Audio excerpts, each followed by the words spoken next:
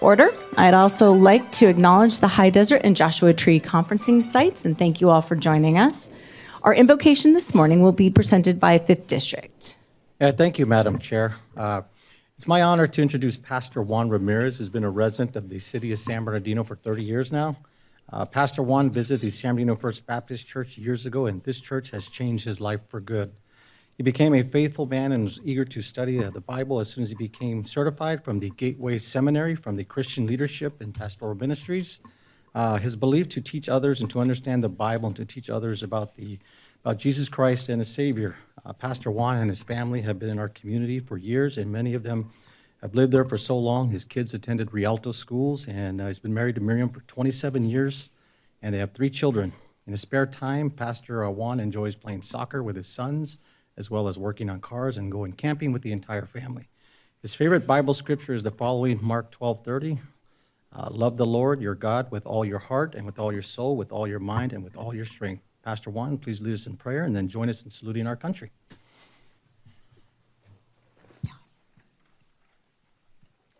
Good morning, everyone. We're gonna thank you for this opportunity to bless the community, and let's pray. Let's close the eyes. Dear Heavenly Father, we come to you with a grateful heart for everything you do and everything you have done this year. We thank you, Father, for this opportunity to giving us to work with the communities. And I ask this morning, Father, for wisdom and knowledge to Joe Baca and the board members, and for the new plans they have for the new year. In Jesus' name, amen. Let's do the pledge of allegiance. I pledge allegiance to the flag of America and to the republic for which it stands, one nation under God, indivisible, with liberty and justice for all. Thank you very much. Thank you.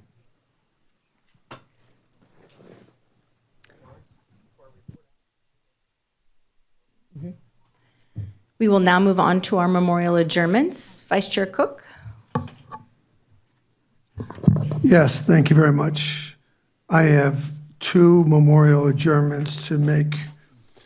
First, I'd like to adjourn in memory of Apple Valley Fire Engineer Jared Shepard. Jared passed away in an off-duty motorcycle accident while practicing for the upcoming Police and Fire Christmas Grand Prix Inland Regional in Wildomere. He had served with Fort Irwin Fire Department, was an on-call firefighter in Victorville before beginning his service with Apple Valley Fire in 2017. He was known for his philanthropy, often helping fellow firefighters by taking donations during roadside Fill the Boot fundraisers and climbing 1,356 steps of the Columbia Center skyscraper in support of leukemia and lymphoma society. And as a survivor of leukemia, his work is of special significance to me. The loss of Engineer Shepard has had a deep impact on his loved ones, colleagues, and the entire Apple Valley Fire Protection District. I'd also like to adjourn in memory of Carol Ann Ramirez. In addition to her loss being tragic at such a young age, she is the sister of my district director, Kimberly Messon. Our thoughts and prayers are with her and the entire family. Thank you. Thank you. Supervisor Hagman. Supervisor Baca. None, ma'am. Supervisor Armendariz. All right, we'll move on to special presentations. We have one proclamation today recognizing the month of January as Human Trafficking Awareness and Prevention Month. We have representatives from the Children's Network who are here to help us accept and present this proclamation. If you'll please join us up in the well.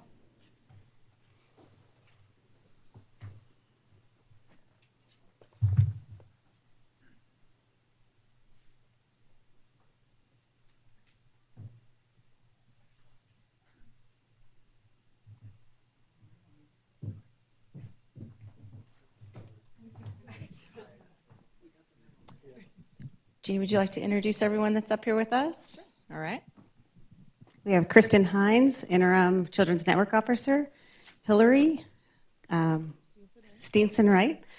Jenny Rose, Children and Family Services, Angel Magdalenas, and she is our case worker. And anything you want to say about the proclamation? Yes, just thank you very much. This is very important. January is the month that we acknowledge CSEC and make sure that we try to keep our children safe. Thank you.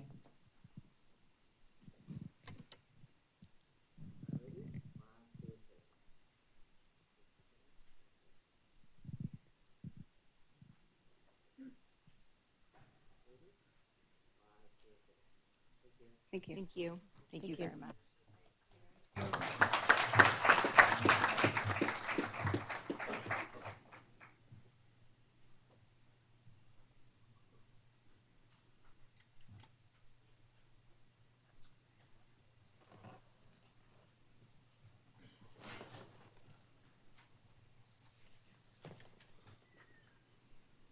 All right, next up we have our reports from County Council. Tom? Thank you, Madam Chair. The Board of Supervisors voted 5-0 to file a lawsuit against the federal government challenging fiscal year 2024 Medicare reimbursement rules that apply to the Arrowhead Regional Medical Center. Thank you. Thank you. Our CEO reports, Luther? Good morning, Madam Chair. I have nothing to report. All right, that brings us to our individual board member comments. So I've asked the board to report on different boards and commissions that we all sit on. There are probably more than a dozen that I sit on, and I know that the rest of us all have unique boards. Some of us sit 2 at a time on the boards and commissions, and oftentimes the general public doesn't realize how much that we do in addition to the Board of Supervisors role. So in the past month, if we've had any supervisors that have attended meetings where you have something of interest that pertains to either us up here or our residents. So for example, Breeze Airways is going to start servicing Phoenix, Arizona out of SBD would be an example from a board I sit on. So I'd like to kick that off and ask you to include that in your board member comments starting from here today going forward. So I'll start with Supervisor Hagman. Thank you, Madam Chair. And I think it's a great opportunity for us to let the public know and our county staff what other boards and committees we sit on. By having the one elected position that we have, we get many boards, and some of them are very unique. So I'm going to mention a couple of highlights. I sit on Ontario International Airport Authority, and we just opened, I think it was last week, our Global Entry program over there. So Global Entry provides expedited entry when flying to the U.S., into the U.S. by having been pre-cleared by Customs and Border Control.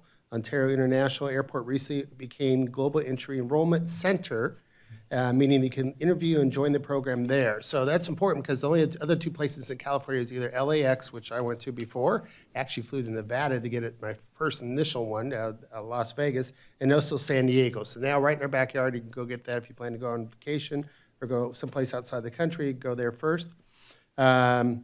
Also, Ontario added new flights this year so far is Austin on Southwest Airlines, San Salvador, Volaris, Houston Hobby, and the Southwest.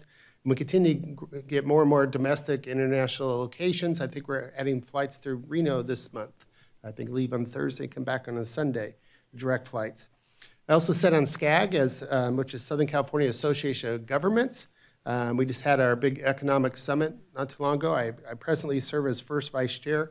And one of the things we did in November was award $5 million to the San Bernardino Council of Governments to establish the San Bernardino Regional Housing Trust Fund, which this fund will create a loan program to help finance affordable housing projects to address the ongoing affordability crisis of our county. We anticipate 2 affordable housing projects to be made possible with these funds starting this year. I also sit with our chairwoman on IEHP, and major news from IHP will be accessible to the public for the first time through Covered California, beginning in 2024, with Medi-Cal resuming the annual eligibility renewal process for the first time since the pandemic began. 15,000 to 20,000 IHP members in Riverside and San Bernardino counties may lose their coverage, so that re-enrollment is very important for our clients to know. Those who do will now be eligible to purchase IHP through the exchange to keep their current providers. IHP will be the only second public managed healthcare to be part of that exchange in California. So very proud of that too. A couple of highlights from my district. We had our office open house, and I think many of those in the room that came to that. And also we had our annual boat parade in Chino Hills, which was fun.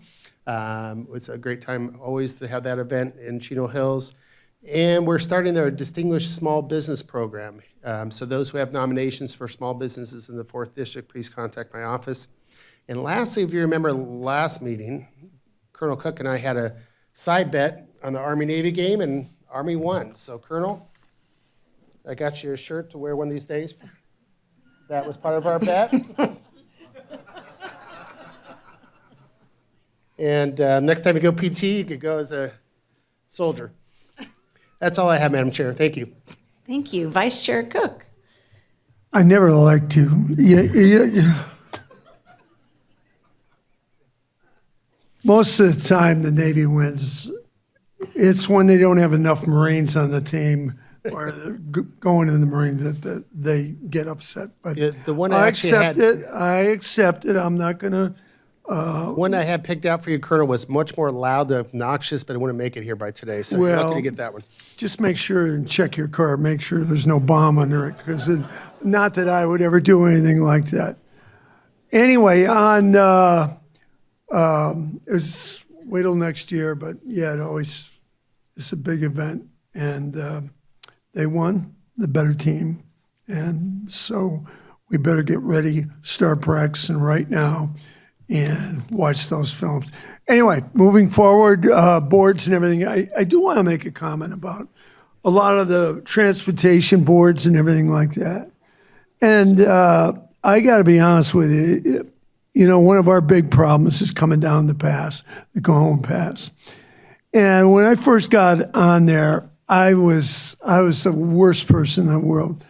And I was constantly beating up Caltrans, because I don't think they were paying enough attention to an area that had a lot of accidents. Quite frankly, a lot of people were killed. And I thought I had their attention, so I was trying to be nice to Caltrans. But I tell you, this weekend, it was just out of control, the traffic and everything else. And for those, all my residents I talked to, Apple Valley and Victorville, all the going down that with all the trucks and everything else is just dangerous. And so we had another big hold-up accident things. So unfortunately, I'm probably going to be going to war with Caltrans, because the people I represent, it's not only safety, it's also the area where you have the major fault. And those of us who have lived in California for a long while know that we're going to have an earthquake. And if we have it in that area with all the trucks, traffics, people are going to die, they're going to get hurt. So anyway, the truce is over. I'm going to be banging the drum again in that area. We've got to get more, and this is for our congressman, anyone else. I still think it's ignored, and I won't wear an army shirt, but I will be having my combat gear on when I go to war again with Caltrans. So thank you very much. Thank you. Supervisor Baca. Yeah, thank you, Madam Chair. I'll go ahead and give some updates. I too sit on the IVDA board with Supervisor Armendariz, and one of the interesting things that they've done is they've secured a tenant there that's going to happen on the airport, and is going to generate a few $1 million a year for the airport. So that's good note to point out. What IVDA is also doing is they're coming up with a specific plan that's going to improve the infrastructure in and around the airport. I know many people have concerns about the 2nd, 3rd, 4th, and 5th Street roads and some of the infrastructure for the flood channel. And this is an opportunity for all those improvements to be made. So it's a great specific plan. I'm looking forward to all those improvements. It's going to help our regional whole. Also sit on the First Five Commission, and just want to commend the commission. They had a gift a book campaign. So what they did is gave books to preschool and kindergarten students. They gave over 5,000 books to the San Bernardino City Unified School District to really try to encourage students to continue to read and start reading early. One of the goals is to read, 1,000 books before you enter kindergarten. So it's a great initiative that First Five Commission has taken on. The other initiative that they're taking on, which is really good, is to try to deal with prenatal death with mortality rates for African-American babies, and really taking on an initiative to try to address that issue, working with our jails, working with our families in the community. And they have a great program in the city of Rialto, the Neighbor Program, that really tries to target that community and get them the help they need. The other thing is just also sit on the San Bernardino County Transportation Committee, and we all do here on the board, and a lot of great initiatives that are being done through there. One of the ones I just want to highlight is the Waterman exit. Just went through subcommittee. We'll go through the full body in January. It'll address some of the traffic and challenges that we have off Waterman Avenue. So looking forward to those great things happening in the community. The other thing, I had the holiday open house last week. I think we had it the same day as Supervisor Hagman's. Just want to thank the staff that came out and the community that came out. And I think the most important thing for me was to really share some of the victories we have in our county, but also we had an opportunity to collect thousands of toys. And what we did with these toys is we gave them to churches, nonprofits, some individual members, and we worked closely in Arrowhead Farms, one of our schools. And I want to thank all the departments that came out: San Bernardino County Fire, San Bernardino County Probation, San Bernardino County Library, San Bernardino County First Five Commission, and all coming out and really supporting our kids. So we're able to provide food and toys for all these kids, and this is a very underprivileged, underserved school, and these kids, had a great day. Some kids said it was the best day they ever had. So having the opportunity to do that during the holiday season always is a good feeling, and the fact that the county partners were able to come together and make this investment to give these kids a wonderful day was very, very touching. The other thing, just want to thank our DOS, Department of Adult and Aging Services. Had the opportunity to attend a holiday luncheon with them. And one of the things that they were able to do is they provided iPads for many of our seniors. I think they provided up to 70 in the Bloomington community. And what they've done with the community feeding there has been tremendous. So it started with just 5 people coming to this lunch. Now this place is full. So the fact that the county can provide these services to many of our seniors, it's just amazing. You don't realize, how lucky some of us have it. Some of these families have lost their significant others. They're alone. And the fact that DOS was able to provide lunch, but also to provide iPads for all of these families, it's just amazing. It's amazing. And the last thing, just want to highlight, we have, major history in San Bernardino County. I want to thank, our team for putting up the billboards for Jaden Daniels. We finally have Jaden Daniels, Heisman Trophy winner.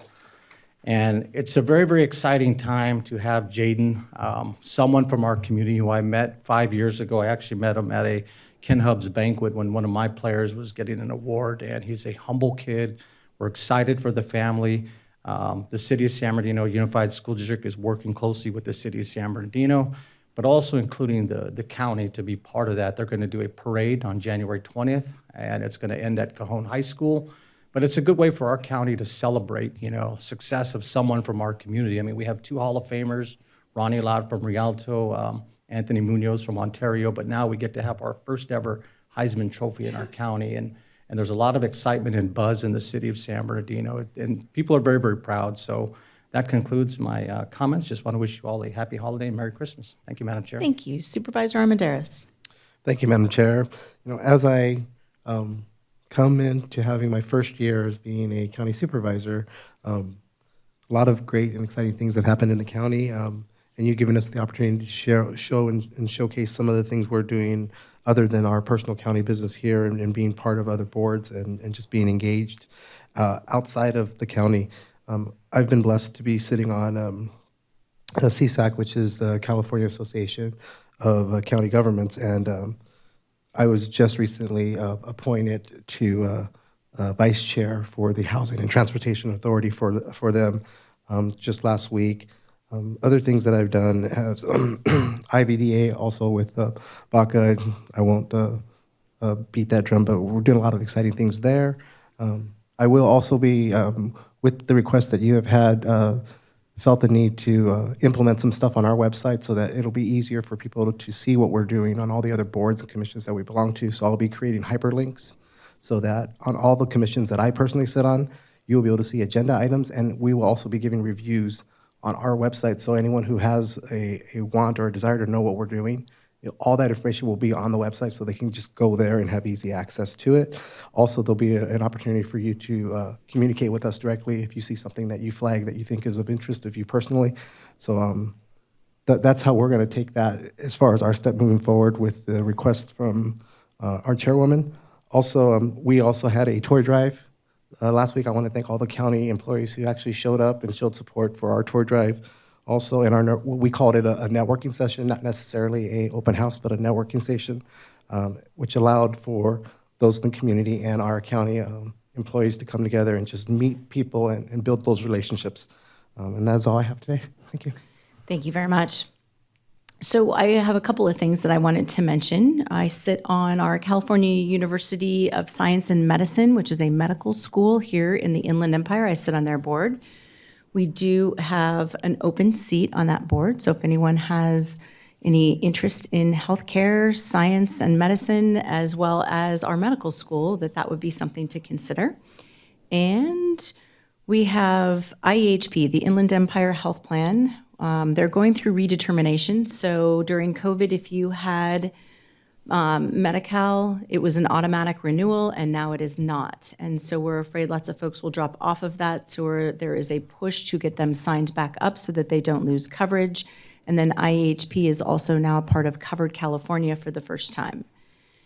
The SB Sarah, so our retirement board, we have a number of different entities, including San Bernardino County, that make up SB Sarah, and we are excited to introduce that there is a new enhancement to the members of SB Sarah, that there is now the option that you can retire online through the SB Sarah portal. Members now they can initiate that process, and they can manage their application for retirement from the comfort of their own home, and they don't have to go in. So that is something that's new and unique, and that's it for me. So we'll move on to modifications or changes to today's agenda. Lena? Thank you, Madam Chair. I have no changes for today. If you don't mind, we have a lot of public speakers for item number 115. So I would like to, with your permission, pull our items of general public comment up forward in the agenda. That's fine with us. Where would you like me to put that? After consent? After the consent vote. Okay, Yes. very well. Thank you. All right. Moving on to conflicts of interest. If a board member has a conflict of interest to disclose on an item, please do so now. All right, I'm going to disclose that I have a conflict of interest on item number 81. I received $5,500 from the International Brotherhood of Electrical Workers on October 27th, so I will be abstaining on that item. That brings us to our consent calendars, item 2 through 14. Members of the public wishing to speak on this. So far, I have Garth Pizant. Good morning, Garth.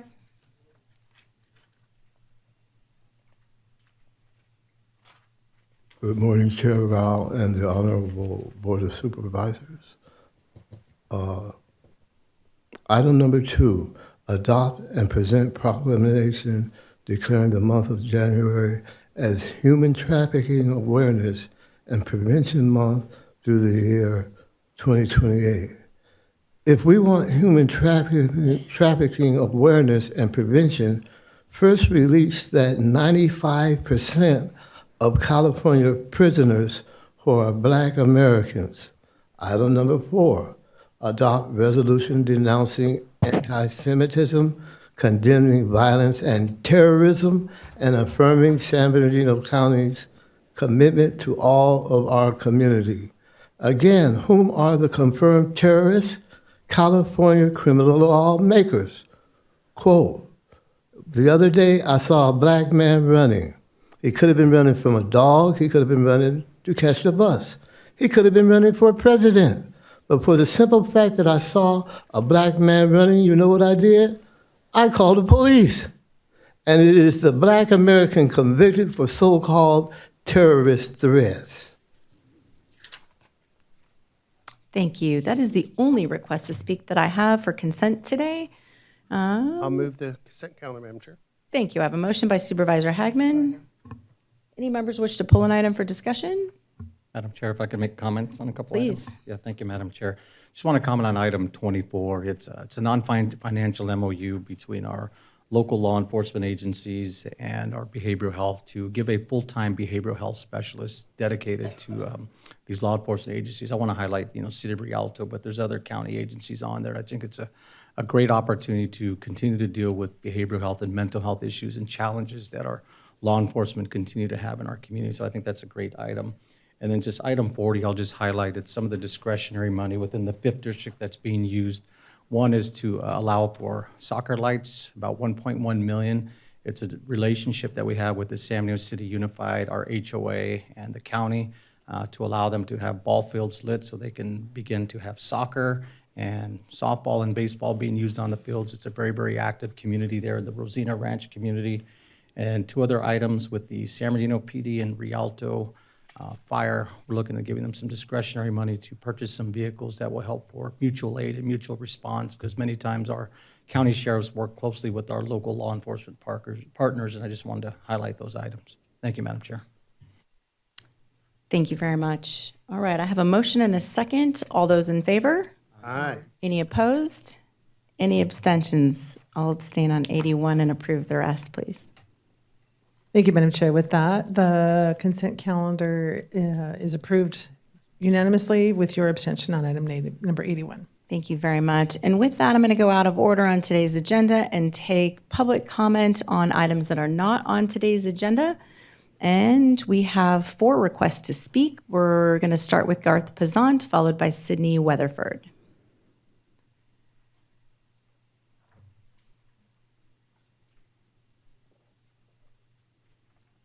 Thank you. Exists in the Bible prophecy of the coming one. Before but not after exists another one, termed as prime caretaker over the earth, under Jehovah's kingdom guaranteed no dearth. Now under the process to formulate, no denying his involvement of your fate. Skills possessed as doctor, scientist, engineer, and mathematician, whom else is it can fulfill this rendition? His appointing will be between now and 1100 years. Bow down now, because it is Jehovah you should fear. Tears, outcry, nor pain will be anymore, no criminal enhancements to the fore. So brace yourself for Armageddon, you may survive, and your dead ones will again come alive. So whom is it that is coming to thee? Do not be surprised. That Negroid is me. It is alleged that former retired Sheriff John McMahon has allowed breach of the CLES system, and so Mr. McMahon must face prosecution, conviction, and sentencing to a maximum state prison in general population for the rest of his natural life or equivalent. It is alleged that the above breach involves a complaint against the United States Social Security Administration victimizing its natural citizens at the cause fraudulent concealment. This offense is reported to cripple the United States Treasury on behalf of the major countries that now have partial ownership of the United States of America. Those that have any knowledge of the scheme and do not whistleblow will be implicated. Thank you very much. Sydney Weatherford, followed by Amaya Davis.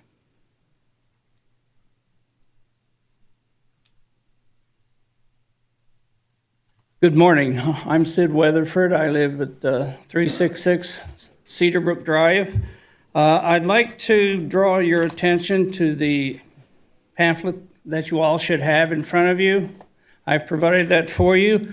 On March 25th, 2023, the County Board of Supervisors decided not to vote for the increase of the special district due to the fact that they were not giving us options other than what they had written.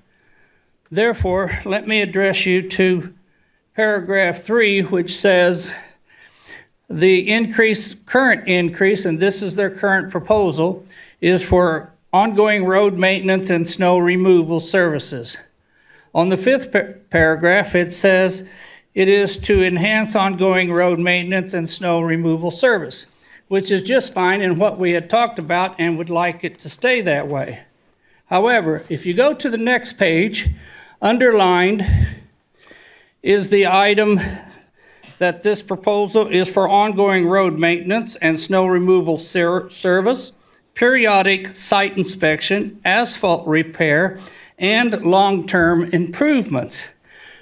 which is basically the same thing they've offered us the last time, which the County Board of Supervisors voted down, and yet we have it repeated again, and therefore our options are no longer the same. In addition to that, they're following Article 16 or 13D, Section 6, and where it says, right under that, it says the charge rate and inflationary factor will enable the district to perform approved road maintenance, snow plowing service, and to build a fund balanced for future emergencies and possible capital improvement projects. According to Article 13D, that is not allowed because it says, and I'll quote from it, fees based on potential or future use of a service are not permitted.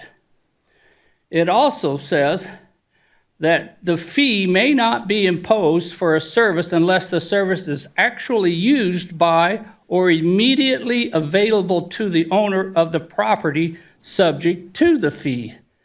And it sounds like they're just making a bank. And that's not what the special district's Article 13D, Section 6 allows, because the special district must follow all those requirements, and they are not. And it's clear they're not. It says the amount of fee imposed upon the parcel or person. That's time. Thank you. I anticipate that, and I'll see you at the next meeting. Thank you very much. Amaya Davis, followed by S.D. Bradley.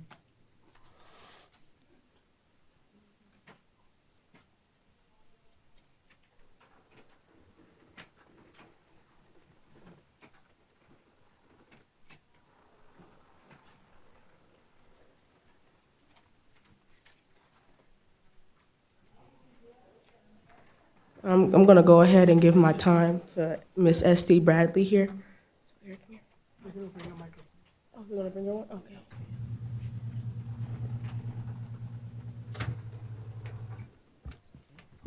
Is that good for you?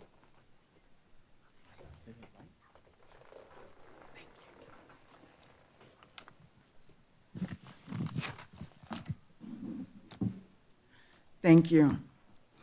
Thank you for the opportunity to speak this morning. One of the problems I've had, and I've discussed it with the board, I've discussed it with different members, is about racism in housing. And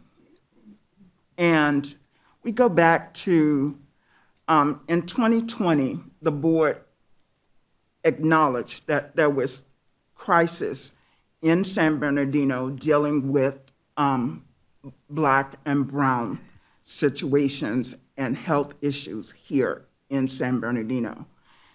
At that time, I had started to experience harassment and even going so far as torture and, in my case, attempts on my life. And through situations and circumstances that's happening within my residence, I have continually asked county and housing, police, fire to intercede. I've been told that, and point blank, that nobody cares about an old blank woman. And that is sad for us in 2020.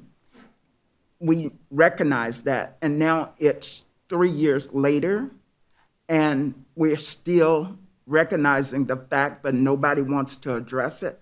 We have the opportunity to make changes as far as what's going on in our city, our county, and in our state. It is up to us collectively and individually to make changes. When you know there's a problem and you turn your face away, then you become part of the problem. So let's not be part of the problem. Let's be part of the solution. I ask anyone in here that has the ability to help with the solution to do so.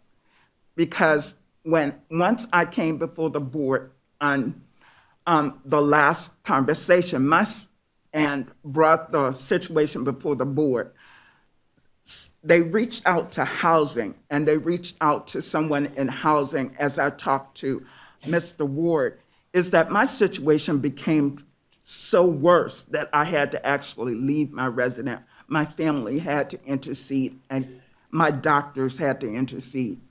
So I am asking, by the grace and mercy of God, that anyone that has the opportunity to intercede, and whether it's getting federal intervention, someone needs That's to time. intervene. Thank you. Thank you, ma'am. I'm going to have someone from my office provide you a card so we can continue the conversation. That is the last request to speak that I have, which brings us to item number 115, our discussion calendar. So we have Flamingo 640 Campground Appeal, so I will open the public hearing and turn it over to Lena to read the proceedings, the order of proceedings today. Thank you, Madam Chair. This is an appeal of a Planning Commission action to deny a conditional use permit for a project that includes campground and related facilities in the Flamingo Heights community. The applicant is the appellant and is Robot Land Company. The order of proceedings on this matter will be as follows. The chair has opened the hearing. Mark Wardlaw, Director of Land Use Services, will make the staff presentation. The representative for the applicant appellant, Steve Bothoff, will have the opportunity to make a 15-minute presentation. Following the presentations, the board will take public comment. Members of the public will have 3 minutes to present their testimony, and we ask that individuals do not speak, who do not wish to speak but would like to have their position recorded, complete and submit a speaker request form indicating their position. In the interest of time, speakers are asked to avoid redundant testimony. When the public testimony has concluded, the applicant appellant will have up to 5 minutes to present closing remarks. Mark Wardlaw and/or Heidi Duran will be available to offer comments and answer questions. And at that point, the chair will close the public hearing and bring the matter back to the board for discussion and action. Thank you, Madam Chair. Thank you very much. Mark? Good morning, Chair, members of the board. I'm Mark Wardlaw, Director of Land Use Services, here with Heidi Duran, our Planning Director. This item is an appeal of the Planning Commission's denial of an application for the Flamingo 640 campground. The appeal was filed by the applicant, Robot Land Company. On March 9th, 2023, the Planning Commission conducted a public hearing for a conditional use permit for a campground. The project includes 75 campsites, a camp store, restaurant, bar, restrooms, pool, workshop buildings, gardens, and pathways. The Planning Commission did not make a motion to either approve or deny the project, which effectively resulted in a denial of the project. The project site is within the community of Landers, north of the town of Yucca Valley. It's located on the east side of Highway 247 and extends from Luna Vista Lane on the north to La Brista Drive on the south. The project is located on a 640-acre site, and both the land use category and zoning are rural living. The rural living zone provides sites for rural residential uses, incidental agricultural uses, and similar uses. Both Policy Plan and Development Code allow campgrounds and related accessory uses in this zone. The applicant proposes to develop a campground with 75 group campsites and the related accessory uses. The campground is located on 25 acres of the 640-acre parcel, leaving 615 acres undeveloped. All components of the project, including campsites, camp store, restaurant, bar, and amenities, are intended solely for the use by patrons staying at the campground. They are not open to the public. The site plan shows the campsites and remainder of the site.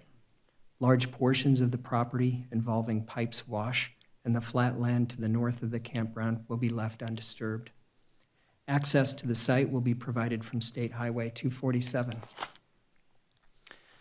This slide shows elevations of the 3 different types of campsite designs proposed.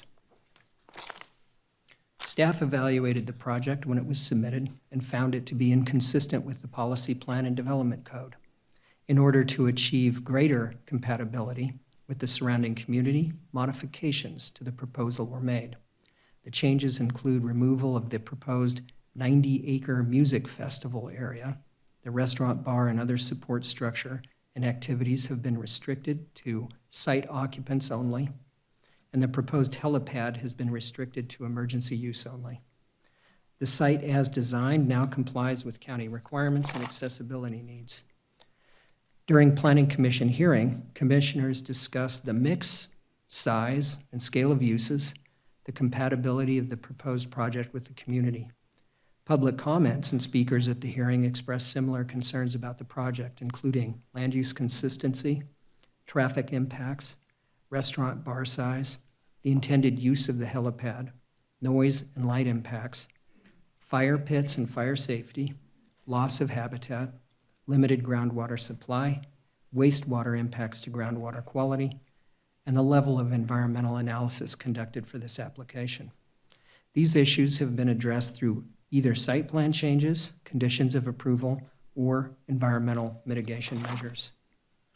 Project notices, the notice of availability and environmental document, and hearing notices were sent to surrounding properties within 1,300 feet of the external boundaries of the project site. Staff received 308 comments in response to the project notice, along with a 120-page unsigned petition opposing the project, and 83 written comments in response to the notice of availability. An initial study was prepared in compliance with the California Environmental Quality Act. The initial study concluded that the project will not have significant adverse impacts on the environment, with the implementation of 3 mitigation measures for biological resources, cultural and tribal resources, and geologic resources. An environmental impact report is not required through CEQA if all impacts can be mitigated, and a mitigated negative declaration was completed for this project. Based on the comments received from the California Department of Fish and Wildlife, mitigation measures were added. On March 9th, 2023, the Planning Commission held a public hearing where approximately 50 individuals spoke in opposition. 1 spoke in favor. Planning Commission did not make a motion to either approve or deny the project, which resulted in a denial of the project without prejudice. On March 13th, 2023, the applicant filed a timely appeal of the Planning Commission's denial of the project. The appeal application includes modifications to reduce various aspects of the project in response to concerns raised in the Planning Commission hearing. The applicant has prepared a presentation and will discuss those modifications in detail. Staff recommends the board consider the appeal of a Planning Commission action denying the proposed project. The Board of Supervisors may take one of the 3 following actions. You may grant the appeal, reversing the Planning Commission's action, and approve the project. You may grant the appeal, reversing the Planning Commission's action, and provide direction that the project be modified, which could include going back to the Planning Commission, or deny the appeal, affirming the Planning Commission's action, and deny the project. Thank you. That concludes our presentation. The applicant does have a presentation as well. Thank you, Mark and Heidi. So at this time, let's bring the applicant forward for their 15 minutes, and then we'll bring it back and see if we have any questions of you.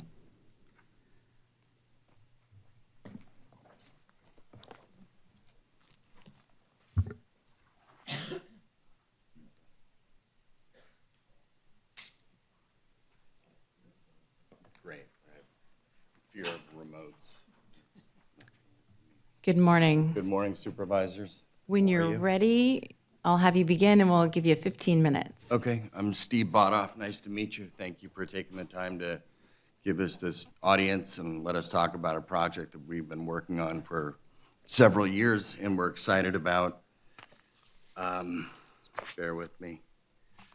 My company, Robot Land Company, started in 2011. We currently own or manage over 7,000 acres in California and Hawaii. Approximately 1/3 of our portfolio is located in San Bernardino and Riverside counties. My business partner and I have both been frequenting Joshua Tree and lower desert cities for over 40 years. We don't have any false motives or any hidden agenda here. We hold this land to be very precious. In our immediate neighborhood, there are approximately 623 homes or parcels. Per the county's website, there are approximately 115 short-term rentals in this exact same neighborhood. This amounts to 18% of the houses in our immediate neighborhood being used as Airbnbs or STRs, short-term rentals. There are also several nearby properties that offer unpermitted camping. Our goal, we want to maintain and share the beauty of this property in a professionally managed way. Though the property is zoned residential and could support upwards of 100 units of housing, we are nature lovers and we're concerned about the impact or intensity of the residential development of such a property. We still believe the highest and best use is a campground that would not disturb 95% of the property. Another benefit to our plan is it would generate 50 good jobs, potential revenue for the county. Our vision remains a professional campground that serves as a tremendous resource to locals and visitors to the high desert. This is Nancy Ferguson, my project manager. I'll defer to her and let her walk us all through our presentation here. Okay, thank you. Good morning. Your staff report covered several issues that are also in our presentation, so we'll skip over that, not to be redundant. So what I'd like to show you here is that this one parcel has Pipes Canyon running through it, and Pipes Canyon takes up approximately 3/5 of the parcel. So the amount of area that we're proposing for development. Oh no. There we go. Okay. This one's kind of hard to see, but what Steve was talking about with the number of parcels that are located in the area, what we show here is that this parcel is one of two parcels that is just one parcel, and two sections that's just one parcel.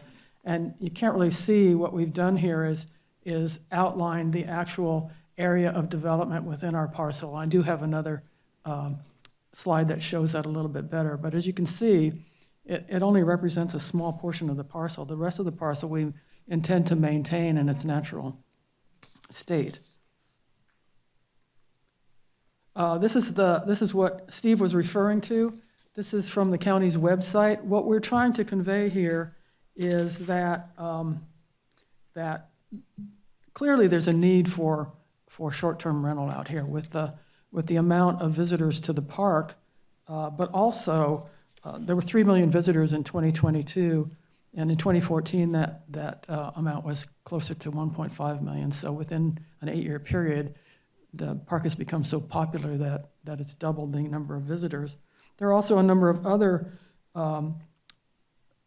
things that are occurring in the area, multi-day events like the Joshua Tree Music Festival and the Pioneer Town Film Festival that are also very popular. People come up, they don't want to come up for the day, they want to come up for the weekend. And so there is a need, and people in the neighborhood and in the entire area have been trying to meet that need by coming up with creative solutions for short-term rental. So the rest of my conversation about the need for the project also has to do with the fact that there are hardly any hotels in the area, so that's not an option for most people. So we believe that the proposed campground would provide some additional lodging opportunities in the area without affecting the existing housing stock. This is a little more detailed description of the project. There's different types of camping that we're proposing, but the main goal is that the facility is going to be self-contained, and people may come and stay here and never leave the site. And they may go to the park, but they may choose to come in and just stay on site. We're going to have there will be several activities the operator will have. There'll be a pool, there'll be workshops, there'll be a bar and restaurant, yoga. There's even a recording studio that's being proposed if the operator so chooses. Right now we don't have an operator, so this is all conceptual. This is the site plan that was superimposed on the aerial to begin with, and as you can see, it kind of doesn't really explain what's going on. It's hard to read, so that's the reason we had Community Works Design Group come up with a new site plan. So the project description, our planner asked us to confirm what this project wasn't going to be, and we wanted to make it clear that there's no off-roading going to happen here. Not even mountain bikes will be allowed on the site. There's also going to be no accommodation for equestrian activities. You won't be able to bring your own motorhome or RV or travel trailer with you or your own tent. You just come and you use our accommodations. So there's going to be no parking of the personal vehicles within the site. Everybody is going to be able to unload and then go park someplace. And that will allow this to be pretty much a pedestrian camping experience. Environmental issues, as was explained in your staff report, have been addressed in the CEQA document and also in all the technical studies that we did. California Department of Fish and Wildlife did request that we consider a long-term management plan, and with that, we created a protected plant preservation plan that we'll be showing the community to California Department of Fish and Wildlife at the time we go into consultation with them. We've also addressed in the initial study how we'll deal with special status birds and other species, including desert tortoise and burrowing owl, that we believe has been adequately addressed. Likewise, cultural resources and paleo resources will have a monitor on site during all earth-moving operations to ensure that nothing gets missed. And this is also a request of Native American groups as well. With noise, we'll be limiting obviously the construction activities, but also the operation activities to keep a quiet evening, quiet night. In response to all the comments we received, not just at the Planning Commission, but also at the two community meetings that we attended, we have revised the plan, and we've reduced the square footage of the restaurant. We've reduced the square footage of the bar. We've eliminated some of the buildings.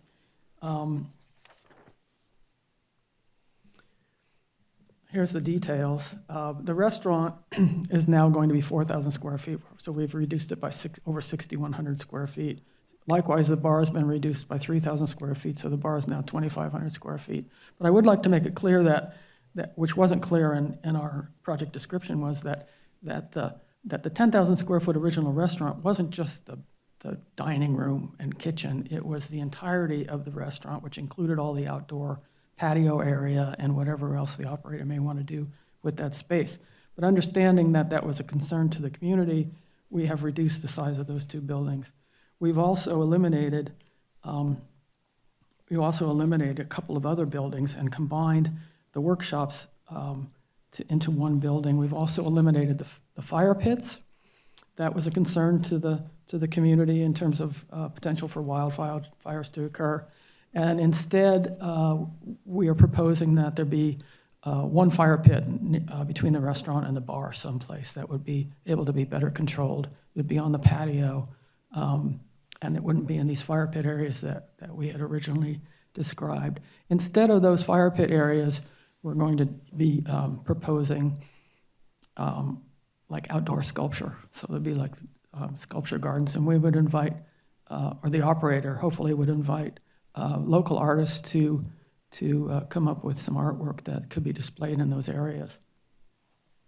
This is a better, finally, this is a better idea of the revised schematic site plan, which pretty much shows the limits of development in relation to the larger 640-acre site. As you can see, it's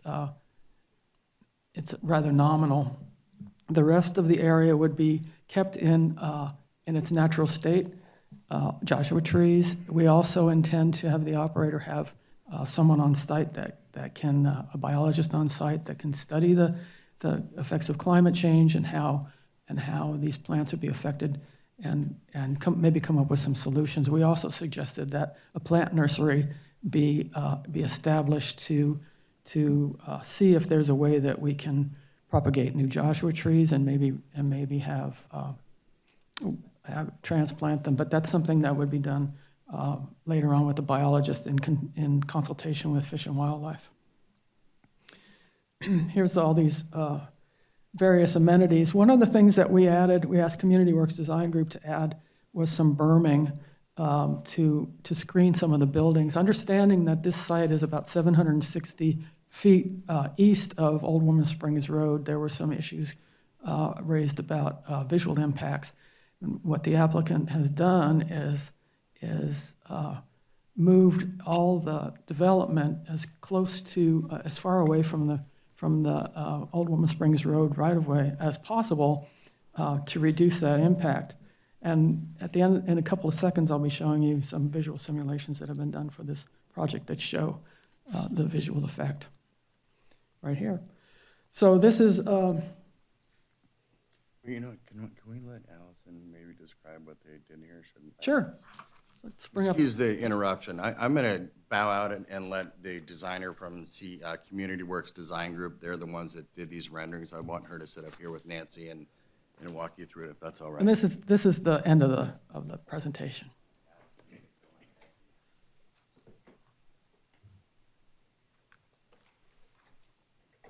Good morning. This one. Okay. So this is the first of a few renderings that we developed, just photo simulations, I should say. This is showing the entrance off of Old Woman Springs Road. And what we were trying to portray here was that, you know, we're really trying to blend in with the natural landscape using materials that blend in with the surroundings. So we're proposing tan-colored concrete or asphalt, just a very small monument sign, and establishing more Joshua trees within the area. This is also a view from Old Woman Springs Road looking into the campsite. So again, we're just really trying to conceal everything that's happening within the campsite, make sure that everything blends in with the surroundings using earth tones as far as building materials go, campsites, really sticking with tans so that nothing, you know, it's really that obtrusive as you drive by. And then finally here we have a rendering that's kind of bird's eye view looking down at the campsite. Again, using colored concrete to blend in with the natural surroundings, tents that are tan in color, some art sculptures, those would be those colored pieces just along the walkway so that you have kind of like a sculptural garden walk. And then off in the distance you can see like the workshop and the restaurant and parking areas. That concludes our presentation. Thank you very much. So now we're going to go to our public comment. So if you two, Linda, do we want the applicants to remain up while we take public comments? I will have questions for them after. That would be fine. They would be the next speakers after. Wherever you want to go, we have quite a few public speakers, so wherever you're the most comfortable. All right, I'm going to start out in our Joshua Tree office. Patty Dumais, followed by Pat Flanagan.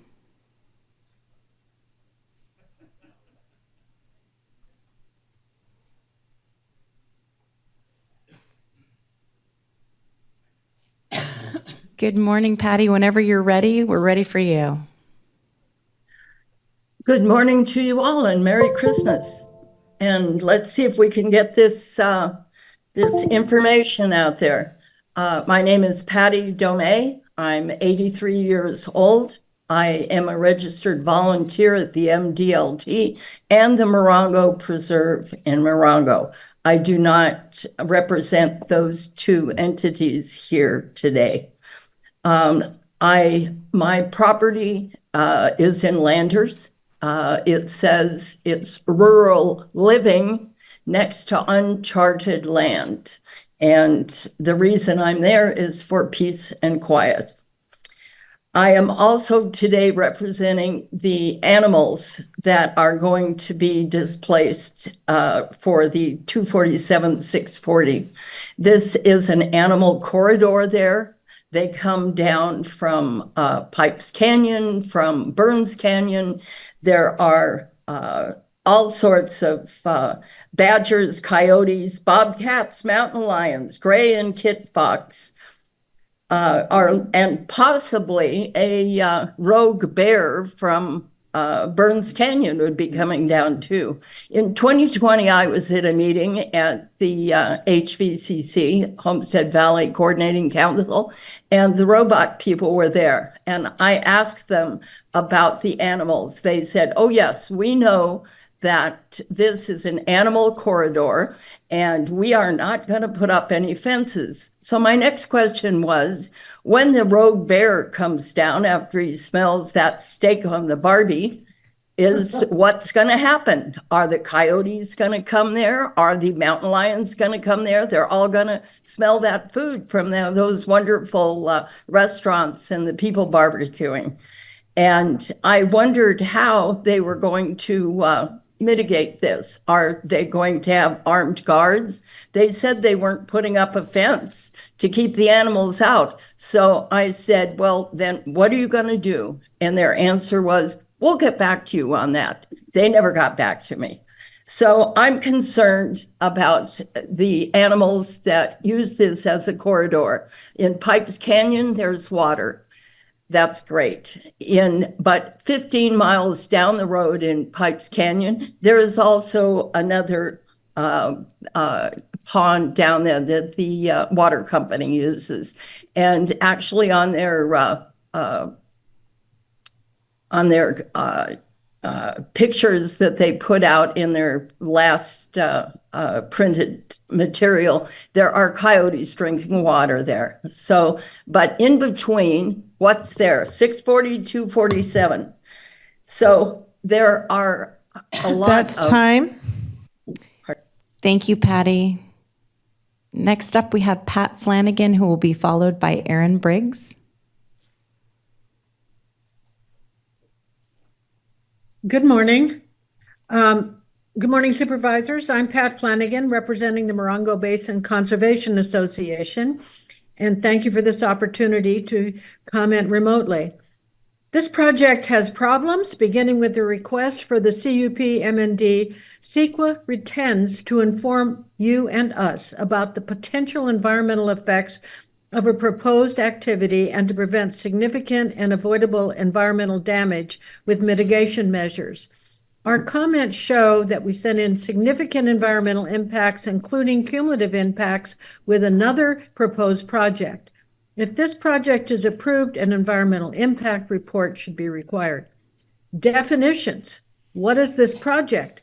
The initial study proposal asked you to approve a conditional use permit to establish, and I quote, a destination resort consisting of tent camping with support facilities, including restaurant, bar, reception, store, and more, which no one will want to leave.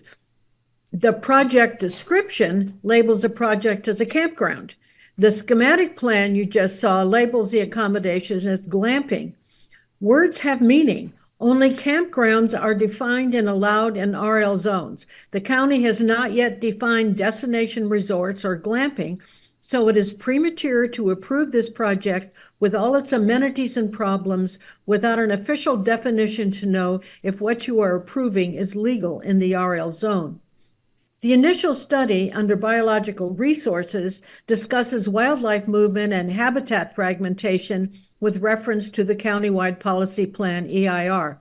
The environmental effect of the project on the linkage, however, is dismissed as having no significant impact because the developed area represents only 4% of the entire site. Now remember the expansiveness of the edge effect and apply it to this project. The resort's 4% footprint lines the edge of Pipes Wash, the major wildlife network linking the San Bernardino Mountains to the Marine base. The resort would be literally a fence, keeping wary wildlife out of the wash. The proposed ecodome and landers would block the north end of the wash for a cumulative impact. This project is a perfect example of spot zoning, singling out a small parcel of land for a use classification totally different from that of the surrounding area for the benefit of the owner of such property to the detriment of other owners. It does not warrant your approval. Thank you. Thank you very much. Aaron Briggs, followed by Craig Deitch.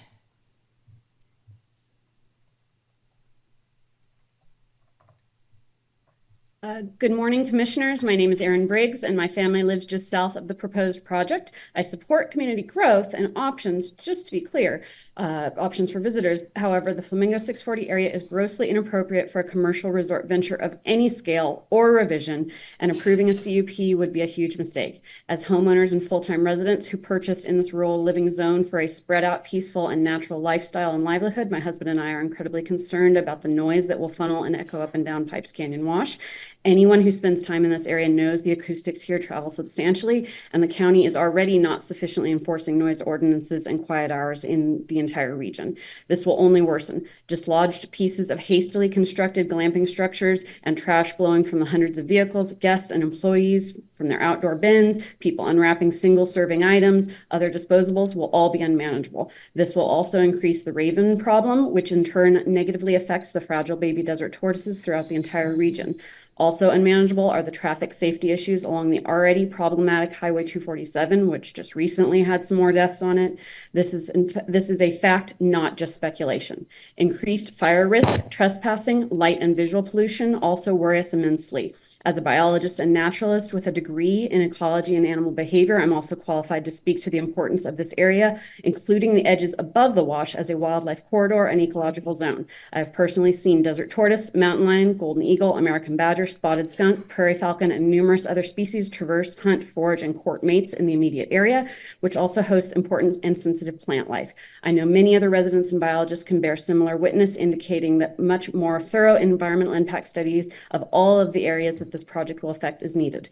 The proposers of this project keep trying to minimize the scale of the project by calling it a campground and continue to insult us by offering a mismatch of slightly adjusted or misleading plan revisions and happily misrepresenting the impact and saying that they'll have no problem managing all of our concerns. This is in no way a quiet, leave no place campground where nature enthusiasts can become one with their environment. It's a bunch of luxury hotel rooms, permanent structures, and amenities spread out across our desert and shared background. You have received thousands and thousands of pages of public comments for years now. The message continues to be clear. The resort is adamantly not wanted and belongs somewhere else, not in the middle of a rural residential neighborhood in a wildlife corridor. We shouldn't be compromising our wilderness and residents' livelihoods for developers chasing a trend that started during an unprecedented pandemic and that has already started to wane. Contrary to Robot's presentation today, the short-term rentals are now often empty or are listed for sale. The hotels consistently have empty rooms. The residents in the entire Morongo Basin, not just near this project, expect you not to improve the CUP and will take your decision as an indication of whether the voices of the communities up here matter at all. Thank you. Thank you very much. Craig Deitch, followed by Michael Cohen.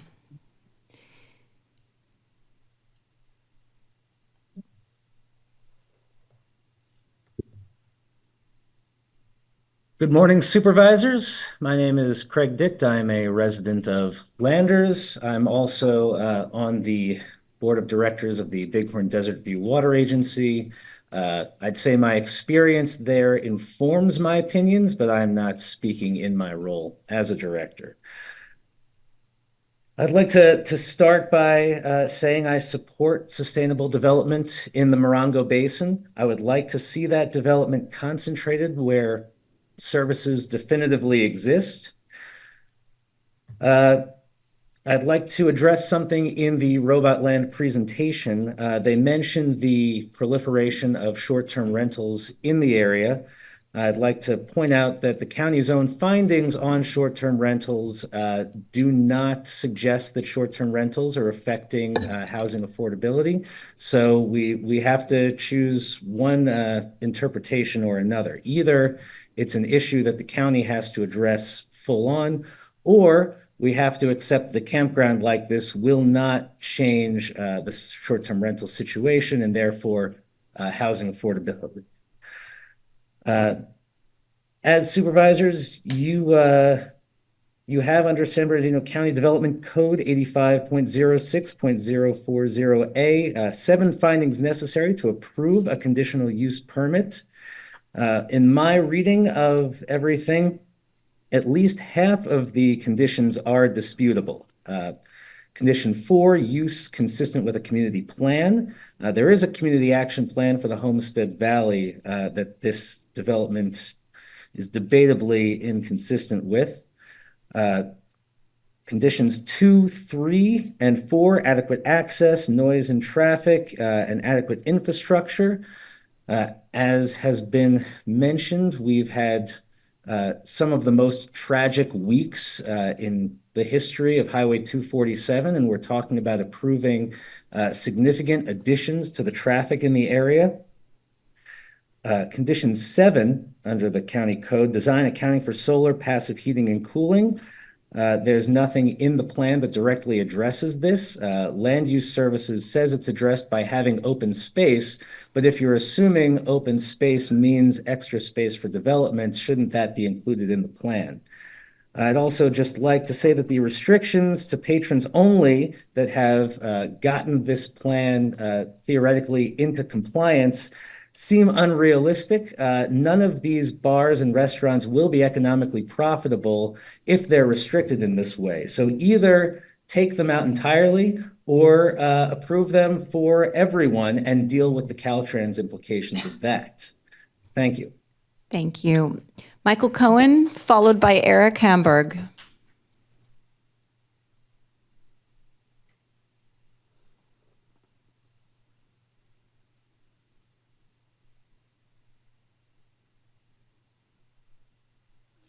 Dear San Bernardino County Board of Supervisors, my name is Michael Cohen. I'm a resident of Wonder Valley. In 1972, critic and agrarian Wendell Berry urged Americans to fight ecological unsustainability caused by a culture of development that was predominantly geared to, quote, think big. Berry suggested instead that to sustain communities in the earth, we should think little instead. That's the problem in a nutshell with the Flamingo 640 proposal. This massive resort is clearly way too big for a small rural community like Landers and its surrounding areas. The use of a conditional use permit to shoehorn this Las Vegas type development into a rural community in our desert is unacceptable in itself and as a precedent for all of San Bernardino County and should be rejected. Anyone driving on Route 247, where the entry to this project would be located, can see that Route 247 has become crowded and at times somewhat dangerous to traverse. A development with 75 campsites with dwelling structures of up to 1,200 square feet per site, plus the 50 workers going in and out to service Flamingo 640's bars, restaurants, helipad, etc., is going to seriously increase traffic and impact air quality in the Morongo Basin. For this reason alone, the appeal should be rejected. There's also the question of whether this influx of workers will further strain the lack of affordable housing in the area. Desert tortoises and burrowing owls have been seen in the site area, and Joshua trees will have to be removed. The project has a 68,900 square foot sewage disposal area of unknown impact to the water table. Because this project is inappropriate in size to our desert community, I urge you to reject it in its entirety, especially its attempt to inappropriately utilize the conditional use permit. If the board is going to consider the project further, given the threat to endangered species, desert plants and animals, and traffic, air, and water quality impacts, I request a full CEQA review of the Flamingo 640 project. No permits of any type should be issued until such essential studies have been undertaken and disseminated to the public to fully protect our communities and the fragile desert environments. Furthermore, if the Board of Supervisors is able to take action to limit solar farms in San Bernardino County, I'd also urge you to take covalent action to stop abuses of rural zoning loopholes by outlawing Las Vegas-style glamping and hotel projects in the zoned rural communities of San Bernardino County. The draw of this area is its vast spaces and beautiful nature. It's good business and the community's will to preserve them. Thank you. Eric Hamburg, followed by Beth Sheffield.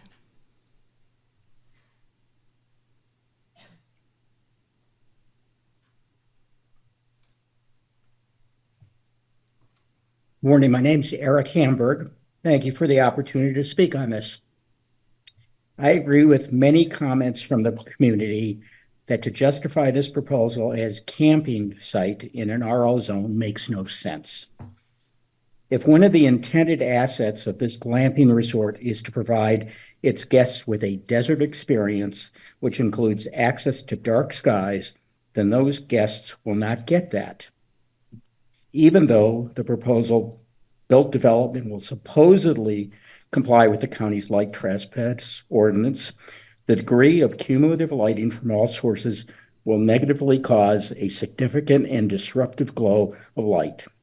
In addition, the light shed by vehicles traveling in and out of the resort at all hours will ruin that experience. Even after the 11 p.m. time limit, lighting will be regularly triggered on by light sensors at all hours after 11 p.m. This will impose a continuing negative impact to resort guests and the current residents of the area, as well as to wildlife in the area. While the implementation of the light trespass ordinance is a welcome development for the Morongo Basin as a whole, its intended impact should be to decrease the overall glow of light that has over time created so much light pollution. Hopefully over time, compliance with the ordinance will roll back some of the damage. For the residents of Flamingo Heights and environs, the additional lights that this project will bring will only take things in the opposite direction. And aside from this proposal, it is important that county code enforcement works on effective means to get residences and business to come into compliance with the ordinance to decrease light pollution. I've been a visiting the Morongo Basin and the National Park for over 50 years, and I'm a 20-plus year resident here. I'm also an amateur astronomer. The dark sky experience was awe-inspiring in the early days of my travels here, and while still special compared to urban areas, has been profoundly degraded over time. New developments like this should not exacerbate the amount of light pollution in the basin. For these reasons, as well as the many other factors that the public is testifying to, this project should not be approved. Thank you. Thank you very much. Beth Sheffield, followed by Christine Carraher.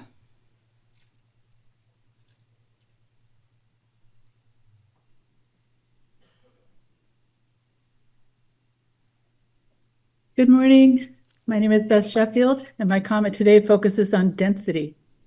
Many of us moved to this rural, high desert environment because we wanted to escape the crowding and density of the city. We've invested our money in purchasing land, building homes, or renovating existing homes. We've invested our time, our resources, and our love into creating a home for our families out here in this beautiful space where we can live in peace and enjoy being among nature in this sparsely populated, wide open space. This project proposes changing 25 acres into commercial zoning in the middle of residential RL zoned land parcels. Current RL zoning designates one unit or one home on a 5-acre parcel designated as a single-family residential. Yet this project plans to build 75 semi-permanent homes on 25-acre plots of land. By current RL 5-acre zoning, 25 acres would contain a maximum of 10 homes. That's 10 residential homes versus 75 campsite homes. In addition, the developer estimates 300 daily guests plus 30 to 50 staff. Please think about this density. One home in which 1 to 4 family members may live on 5 acres of RL zone land compared to 350 people all jammed onto 25 acres. 350 people on 25 acres equals roughly 70 people per 5-acre parcel. This is a dramatic increase in the density, exactly what we all moved out to the desert to escape. Add all this amenities, restaurant, bar, art barn, pool, patio, workshops, etc., and you can see that this is really not a campground. It's truly a hotel or a resort. Will they also allow daytime visitors, day passes, increasing the density? We RL-loving desert dwellers purchased our land and built our homes with the expectation that the area would remain RL 5 acres and that the population density would remain sparse. We invested our time and our money to create our dream of life in the country out here in this beautiful desert. Bringing in large commercial developments like this will greatly increase the population density in our neighborhoods, and this is not what we signed up for. Please deny Robot's appeal. Deny this project. Preserve our quiet, peaceful, spacious way of life. We're depending on your support. Thank you. Thank you very much. Christine Caraher, followed by Russell Cohen. Good morning. Yes, I'm Christine Caraher, and I live in Wonder Valley. Thank you for the opportunity to speak today in opposition to this appeal and the Flamingo Heights 640 glamping project. Wonder Valley, where I live, is at the other end of the Morongo Basin from Flamingo Heights, but we share a homesteader heritage and rural living zoning. We as well face similar pressures from rapidly expanding tourism and demands for camping, as well as its newly invented and more glamorous cousin, glamping. What happens with the FH 640 project will set a precedent that will affect similarly challenged communities like mine, and the county currently does not have a comprehensive policy framework for addressing these challenges. Before considering projects like FH 640, the county needs to develop policy distinguishing between camping and glamping. Glamping is not camping, and it is inappropriate for it to be governed by camping policy. I personally believe that more camping facilities are needed in the basin, but FH 640 is glamping, not camping. With its lofts and chalets and upscale amenities, it really is a resort or a kind of dispersed motel. It is not aimed at serving families or lower income visitors. It has almost nothing in common with camping and should not be allowed to claim the regulatory framework of camping. I fear that FH 640 will be the camel's nose under the tent for our rural communities. The Morongo Basin right now is faced with almost a Wild West situation regarding camping and glamping.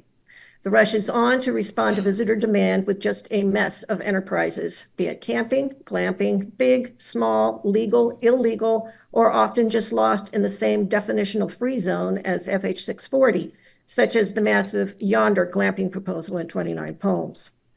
These enterprises are powered by modern communications technology and range from reasonable, small scale, and compliant to opportunistic, disruptive, unsafe, and destructive, including outright scams and the just downright naive.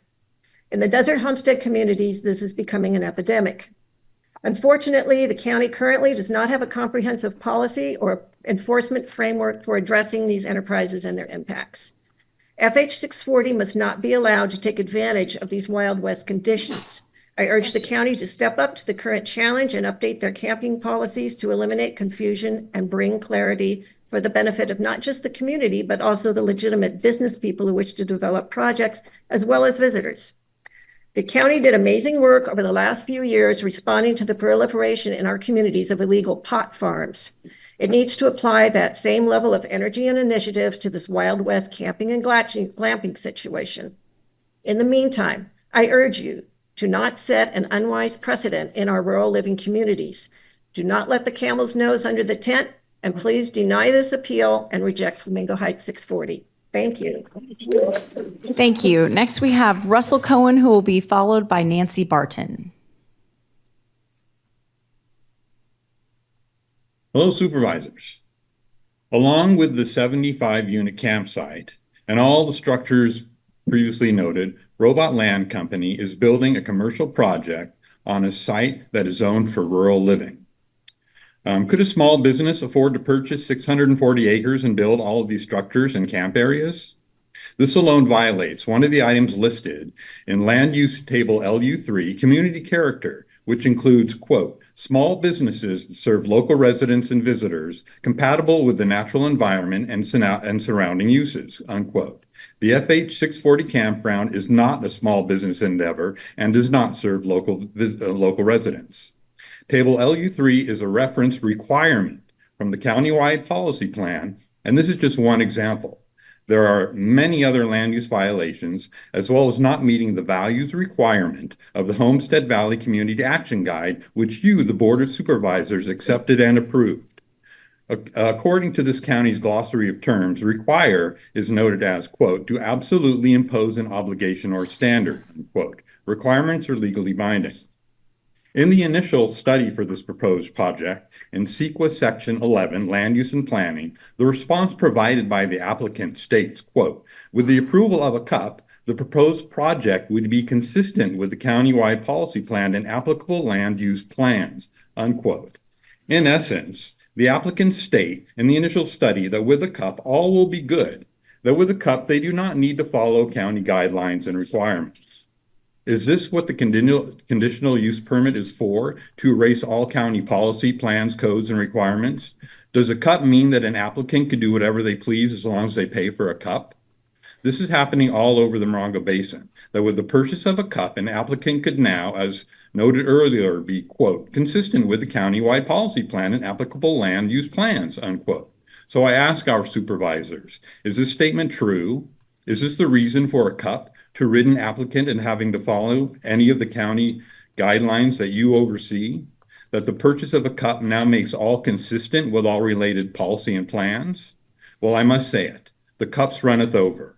And it's time to stop the abuse of the conditional use permit, which seems only to serve those who wish to override the county's own policy plan, development code, land use elements, the community action guides, and CEQA in order to get a project approved and built.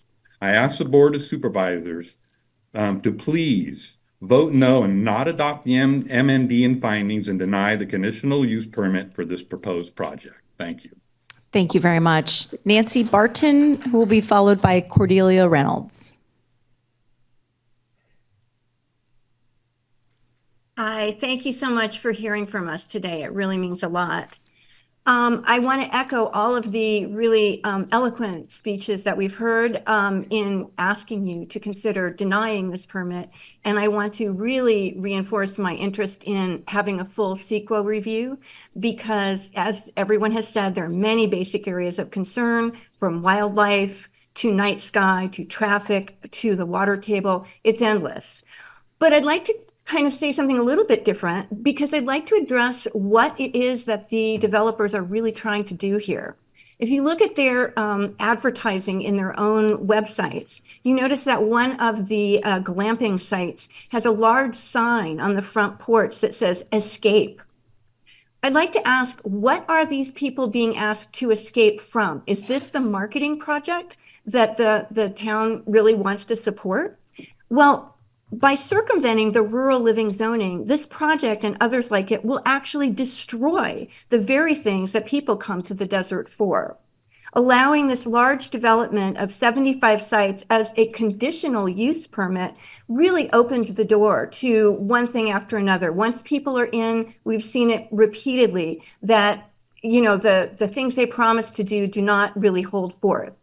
So this sets a precedent that will destroy fragile deserts across the county through heavy use, and maybe the sign should say no escape should this project go forward. I've lived in the Morongo Valley for 20 years, and I would like to say that I think this is a terrible business plan, simply from an economic standpoint and from a sustainability standpoint.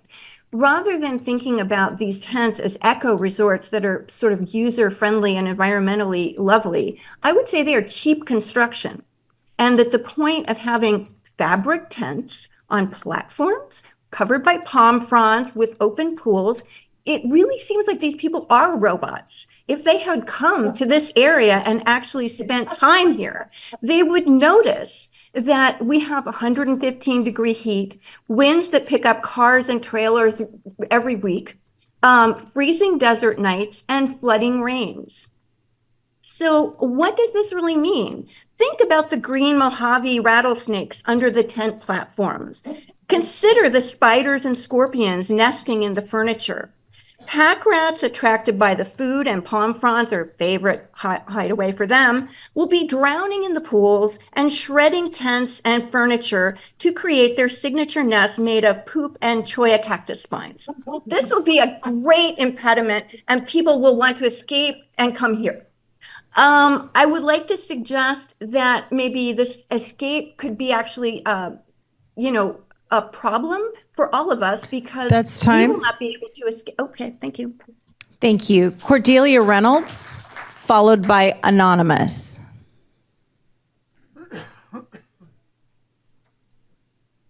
Hi.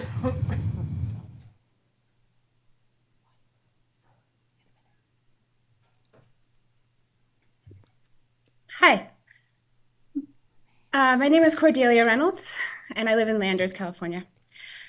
The definition of a campground is an area or place used for camping to camp. The definition does not include a place to dine at a restaurant or enjoy a cocktail in a bar. It does not include multiple structures for workshops or an art barn or a swimming pool or a patio. Those amenities would be used to describe a resort. To call this development a campground is a gross and bold lie. It's a lie that is being perpetuated across our nation by new trending terms used in the hospitality industry known as glamping. Glamping is not camping. These developers are illustrating that quite clearly with us in their application, but let's use Jim Morrissey's words himself when he describes it as a destination resort.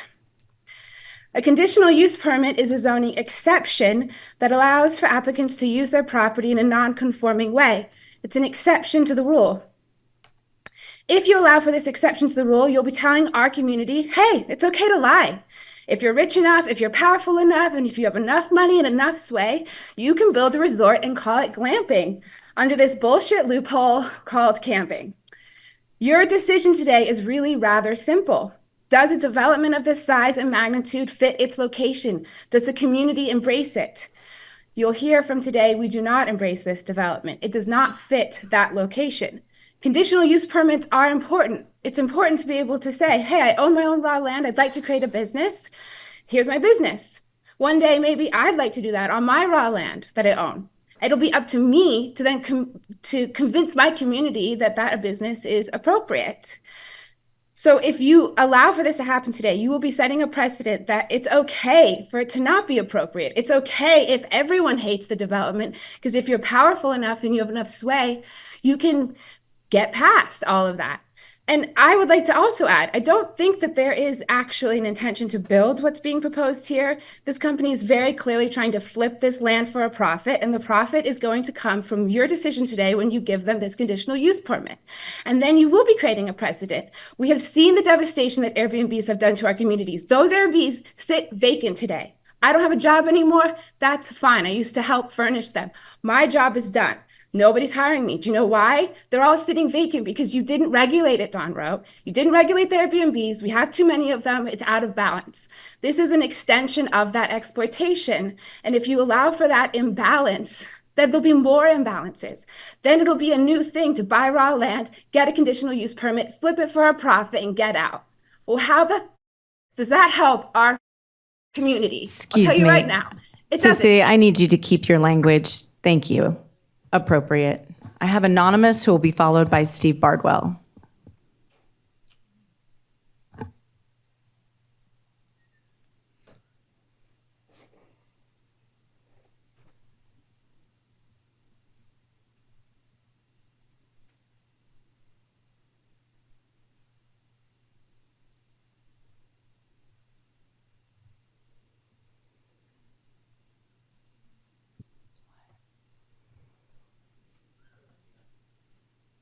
Good morning, Steve. Did we have anyone out there? They had submitted a request to speak with the name Anonymous.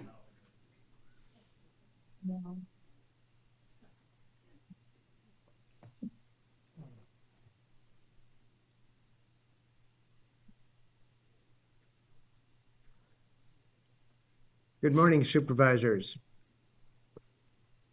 My name is Steve Bardwell, President of the Morongo Basin Conservation Association. The significant revisions to the project proposed by the developer and the major changes being affected on the East Desert required the preparation of a full environmental impact report before any approval is granted. Some of the constant change we're experiencing includes the level of CO2 in the atmosphere has continued to rise at an unabated pace. How will this project address this rise? How will vehicle miles traveled in association with this project be considered? COVID, huge COVID, and the surge of popularity in the East Desert. Over 3 million visitors a year to Joshua Tree. Development pressures are continuing in the East Desert communities. The cumulative impacts of these developments have not been studied. Short-term rentals continue to impact the fabric and environment of the communities of the East Desert, and these impacts have yet to be acknowledged. The slide presented by the developer showing the huge numbers of STRs around the development mean what? That STRs are affecting the housing supply. The Program 4 study that was to have been presented today has yet to be prepared. The housing crisis is expanding. The statement that the lodging to be created will not affect local housing stock is not credible. Where are the workers from the project going to live? The site is within ACEC, an area of critical environmental concern. The critical of the ACEC has yet to be adequately recognized. The adoption of internet commerce along with additional tourism is increasing traffic in rural communities. The proposed 4,500-acre Barstow intermodal supply chain facility that in conjunction with planned warehouse facilities in the Desert Hot Springs area will drive up traffic counts on State Highway 247. Additionally, the Brightline high-speed rail project will impact traffic on 247. There's been a near complete turnover of leadership and staff at Land Use Services since the submittal of this project. Any semblance of institutional history is rapidly evaporating. Where is the consideration of the community action guide for the Homestead Valley within the analysis? The Flamingo 640 Destination Resort, not campground, destination resort, has been under consideration by the county for over 3 years, during when major changes to the high desert have become manifest. The basis upon which the project was evaluated must likewise be reconsidered. Thank you. Thank you very much. Our next request to speak I have is from Kevin Yoshikawa, followed by Alex Valdivia.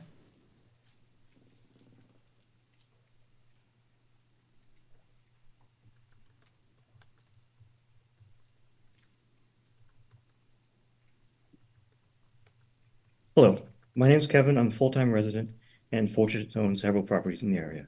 One property directly overlooks this proposed resort. My plans for that property are on hold. I believe this resort is out of scale with the area and not appropriate. The area is generally single-family homes on large lots, creating a neighborhood of very low density. It's beautiful out here. This resort threatens the very beauty this Beverly Hills developer wants to exploit. My neighbors have all brought up great points. I would like to emphasize the fact that this project does not fall within the definition of a campsite. It is a resort. To that point, I would like to discuss the traffic memo. The developer prepared a very brief traffic memo calculating the impacts of this property using the campsite definition from the International Traffic Engineers Handbook. The ITE's definition of campsite is as most people would envision a campsite, areas to park a vehicle, pitch a tent. As such, the ITE's calculation only uses the number of campsites and has no calculations for buildings. This resort proposes 40,000 square feet of commercial buildings, which apparently will have no impact on the traffic. By this rationale, they could have proposed 1 million square feet of commercial buildings and resulted in the same calculations. They're proposing a 10,000 square foot restaurant and 5,000 square foot bar. Those two uses alone would have 8 times the traffic impacts of the developer's traffic memo. These are the building areas in the project scope actually in front of the board today, not the revisions presented today. Revisions presented today and most of the developer's presentation are not in the project scope actually in front of the board today. Their rationale for not computing the impacts of these uses is that they are solely for the use of resort guests. What they're describing is an all-inclusive resort, and there is an ITE definition for that. This is a resort, or based on floor area, it's a retail center with a hotel attached to it. There will surely be additional employees to service these buildings and deliveries to stock these buildings. A campsite would have very few employees or deliveries. Furthermore, what they call a campsite is a 1,200 square foot structure. That's the size of the average single-family home in the area. I used to rent a 1,200 square foot home on Airbnb for several years. A group of 4 adults almost never arrived in one car. One time, 4 people showed up and parked 5 cars in my driveway. Amazing. Without proper analysis of the traffic impacts on an already dangerous and busy highway, Public Works and Caltrans will have no ability to properly assess the impacts and required mitigations to the congestion this resort will add to the highway. Calculating this project as a resort would increase trip counts 5-fold and would trigger the automatic requirement for a traffic impact study. By the way, a resort is not eligible for a conditional use permit in the RL zone. Even if you are in favor of this development, you cannot approve the project without a full analysis of its impacts. Approval of this project and its tax studies would rob the community of impact fees vital to mitigate the burdens this project will create for the community. It would be a giant gift to a Beverly Hills developer. And this is also true of the other impacts of this resort will have. That's time. The developer's cursory studies will not properly. Thank you very much. Alex Valdivia, who will be followed by Adrian Field.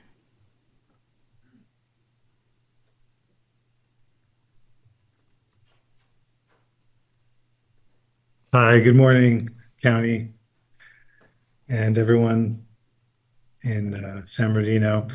My name is Alex Valdivia. I'm a resident of the Mesa, which is not too far from the proposed development project. Wherever you stand on the land out here in the desert, by vision, it's all connected. You can see every development, you can see every massive beam of light coming miles and miles away. And so all I can do is magnify the voice of the people here and say that we are in great opposition to this project, not because we don't want development or growth. We want slow, conscious growth because we came here with passion, heart, and love for this land. And it's that emptiness that is our currency. It's that vastness, that nature, that is our currency here. And so I want to propose from the eyes of a local that we are naturalists, not just because we're interested in the biodiversity, but because we have to weather the nature here. And when you really live here, you really understand what that means. So, Board of Supervisors, when you denied the project the first time, that was an amazing thing you did. It was absolutely amazing. You amplified the voices of people almost 100-something miles away from you. And with that, I ask you again to follow that instinct. And you can set the symbol, the precedent for a great era to come, where the people in the land are one and their voices are heard, where the voices of the people that truly love the place are heard and understand it. And that in turn will allow newcomers and people who visit to truly see what they've come to see. So, and beyond that, you'll be not just decision makers, you'll be heroes almost. And you could set California and as a symbol in the world for being an environmental paradise once again. And I feel that we've lost that over the years to massive development. But now it's time to return, time to slow down and realize that we have so much abundance. So please help us. Thank you so much. Thank you very much. Adrian Field is our last request to speak in Joshua Tree, and then we'll move into speakers in San Bernardino.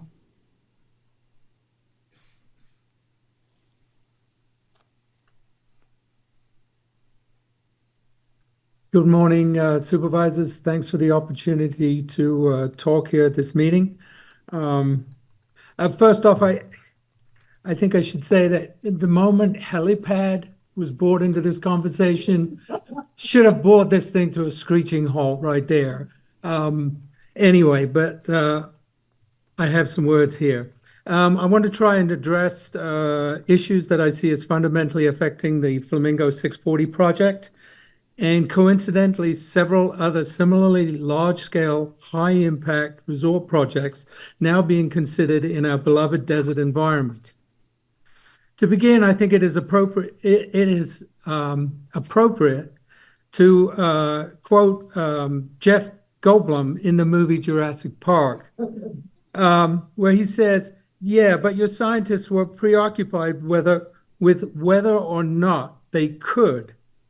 They didn't start to think if they should." And I think that's appropriate here. So in that light, I do appreciate the current veto of this plan by the planning department. No matter how much the developer groups massage facts, nothing will repair the damage done to these most sensitive environments once they are approved. Developments like these should never exist outside of areas where there is no infrastructure to support them. Once I heard a commissioner say that he had heard no too many times to projects like these, and he would for once like to hear something positive from communities in far-flung desert areas. Well, a positive note could be achieved if communities affected were listened to and respected as well-informed folks caring deeply for our desert environment. In that case, we could together craft plans that grow the communities sustainably, rather than these monstrous, inappropriately placed boondoggle projects designed to make investors wealthy.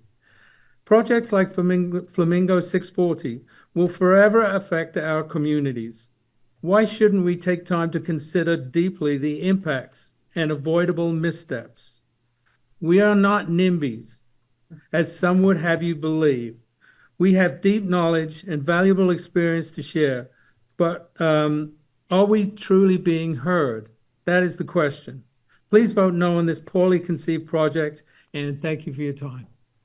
Thank you very much. That is the last request that I have to speak out on the Joshua Tree video conferencing sites. We're going to bring it back here into San Bernardino. I'll announce the first couple of speakers that we have. We are going to take a 15-minute recess right at noon, and we'll reconvene at 12:15. So first up, I have Justin Marino, who will be up first, and let me look at our next speaker.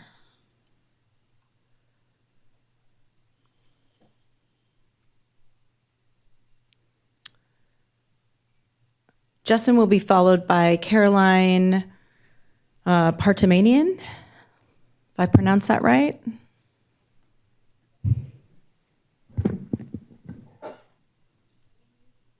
You can use either one.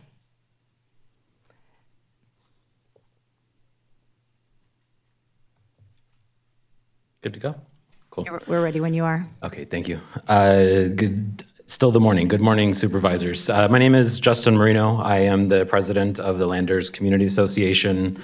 I am the past president of the Homestead Valley Community Council, and I am the organizer of Save Our Deserts. Cumulatively, over those three organizations for the past 3 years, we've been advocating against this project. I did write a long 3-minute speech. However, I'm going to kind of go off topic here. The fine folks that you've heard remotely in Joshua Tree, followed by the folks that are going to speak in person, will be covering a wide array of topics. I don't need to sort of regurgitate those. What I would like to sort of mention is the presentation that the supervisors have seen this morning, both from Land Use Services and from the developer, included revisions. I'd like to point out that those revisions are not what is being discussed or voted on today. That is something that would need to go back to the Planning Commission, and I widely encourage you not to send this project back to the Planning Commission, which would fail to, pass a vote on this, which is why we're here today. As well, over the 3 years, one of the comments that was made during the presentation from the developer was about community engagement. We have not had community engagement with the developers since August of last year. And to their credit, in our reach out to them, our final reach out and conversations with them were in December of last year, and the response was that the project was going to appeal, and they were taking a pass on engaging with the community. So community engagement has been minimal on that front. Other than that, it's been a long 3 years, and the community is looking forward to sort of wrapping all of this up. And again, you've heard from the community. It was actually in Land Use Services presentation today. Correct me if I was wrong, there was 50 speakers against the project and 1 for it at the Planning Commission hearing. I would be surprised if we get 1 person that's for this project today. So thank you for your time. Thank you. Caroline Partamian, followed by Luke Basalto. Testing. Hello, supervisors. My name is Caroline Partamian, and I am a concerned community member who lives in Flamingo Heights and also started the Change.org petition in opposition to this project, which has amassed 6,273 actual signatures, 2,491 of which are in California, the majority of which are within 100 miles of the proposed glamping resort. We, the community members, have made our case incredibly clear from the beginning that we oppose this project and demand a thorough EIR conducted by unbiased authorities. Additionally, this project is exclusive and doesn't do anything for the community that it is being built in the middle of. Over the last 3 years, the developers have sporadically approached us under the guise that they want to hear our opinions, but really they do not care about the community and the impacts this project will have on us. There has been no follow-through, and they have ignored our demands time and time again. Our concerns about ecological, traffic, and community impact were still not addressed by the Planning Commission this past March, and now before the Board of Supervisors, their slight revisions and scale backs are negligent and still do not address our concerns. They think they are coming to speak with an uneducated community without opinions. Do not be fooled. Robot land is not invested in what we, the community, actually want. They will just keep disregarding and disrespecting us. They do not have our best interests in mind, but I hope that you, the Board of Supervisors, do. According to the County of San Bernardino, the Board of Supervisors make decisions regarding public safety, healthcare, roads, human services programs, and everything in between with a goal to enhance the quality of life for every resident. The Board of Supervisors spends money on programs that meet the county residents' needs. This project does not meet county residents' needs. The Planning Commission do not do their job by denying this project without prejudice, so clearly do not send it back to them. You are our 5 elected members. According to your bios, you, Supervisor Rao, have always been committed to impacting the communities in which you live and represent. Thank you. You, Supervisor and Colonel Cook, were previously elected to Yucca Valley Community Council, Town Council, and Copper Mountain College professor. You hopefully understands the high desert community and also the traffic dangers that you address as per your comments this morning. You, Supervisor Armendariz, value small businesses and public safety.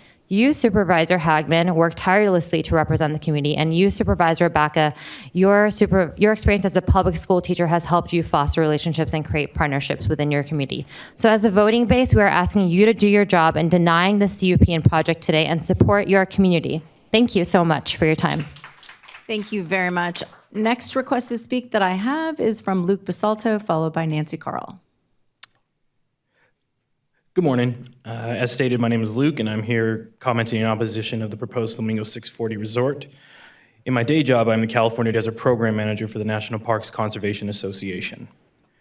NPCA has been an outspoken advocate for the California desert landscape, championing the importance of landscape level protections for the past 25 years. I'll start by stating that these projects are temporary things, meant to address a current and fleeting need. As a professional advocate for Joshua Tree National Park, it is my job to frequently ask myself the question, how much longer will the park actually be this popular and bring in these big crowds? 5, 10 more years, 15 maybe? As a lifelong resident of this desert, I know that the appeal of this area will continue to wane. I've seen it before, and what will come of these projects then? The changes to this landscape and damages done in the process will last much longer than the area's popularity. They'll outlast any yurt or restaurant, and will certainly outlast any of us. The damage we do when we develop on this landscape takes centuries, even millennia to repair. And if it ever actually does recover, the landscape is never the same as it once was. It remains scarred and changed forever. For this reason, as its residents and stewards in the forced absence of the native people that once served as this land's caretakers, we must be ever mindful of our impacts to it. The people you will have heard from today are here trying to do just that. This resort poses a threat to the landscape, wildlife, and community in this part of the desert, and that is why I am here today. The Mojave is one of our planet's most biodiverse, sensitive, and imperiled desert ecosystems.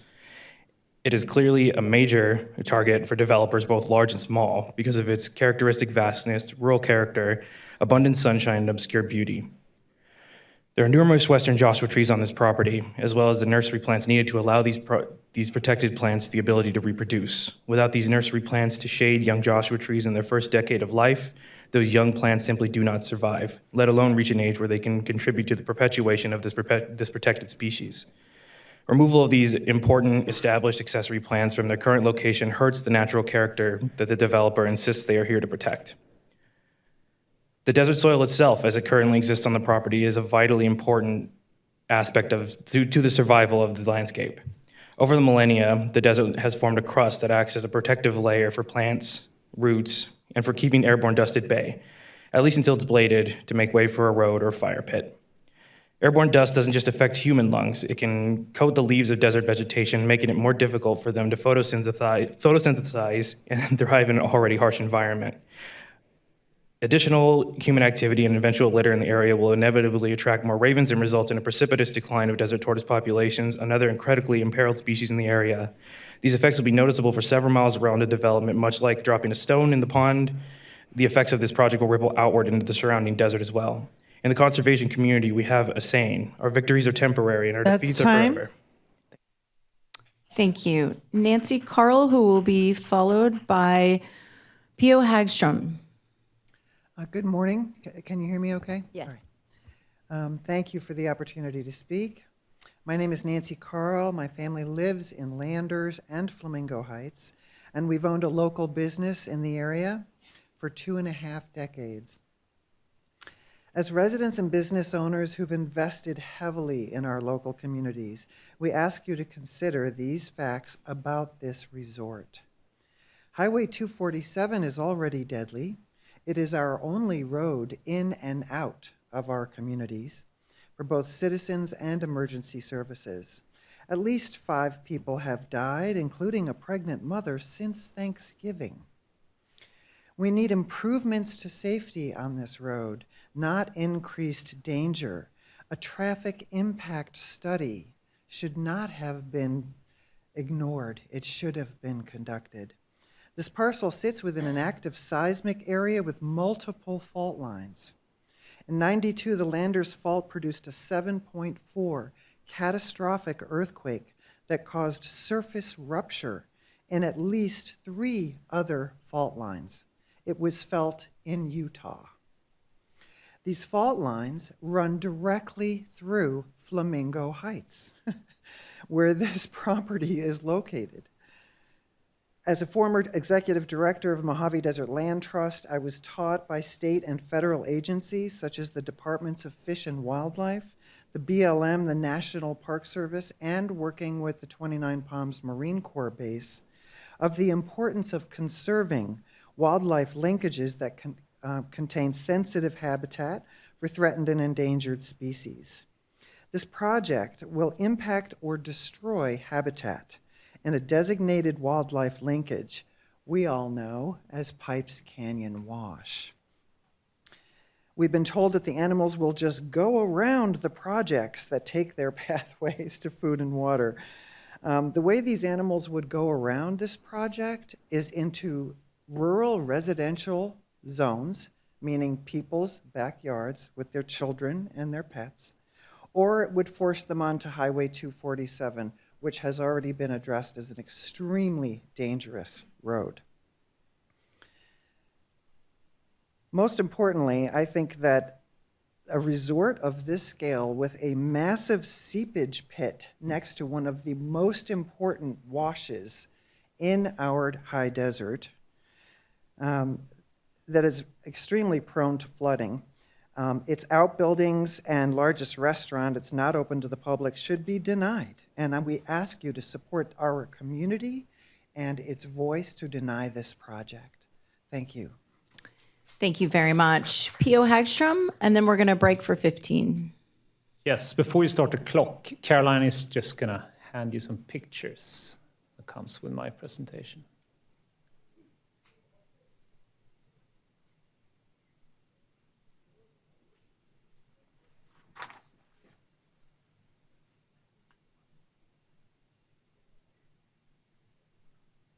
Thank you.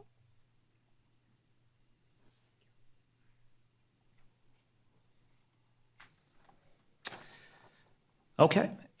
In January this year, a woman died after a horrific head-on collision on Road 247. Just in the last month, we had 2 fatal collisions back to back on that road that left a total of 4 people and an unborn child dead. Those horrific pictures you have in front of you are just a few of those many car accidents on SR 247.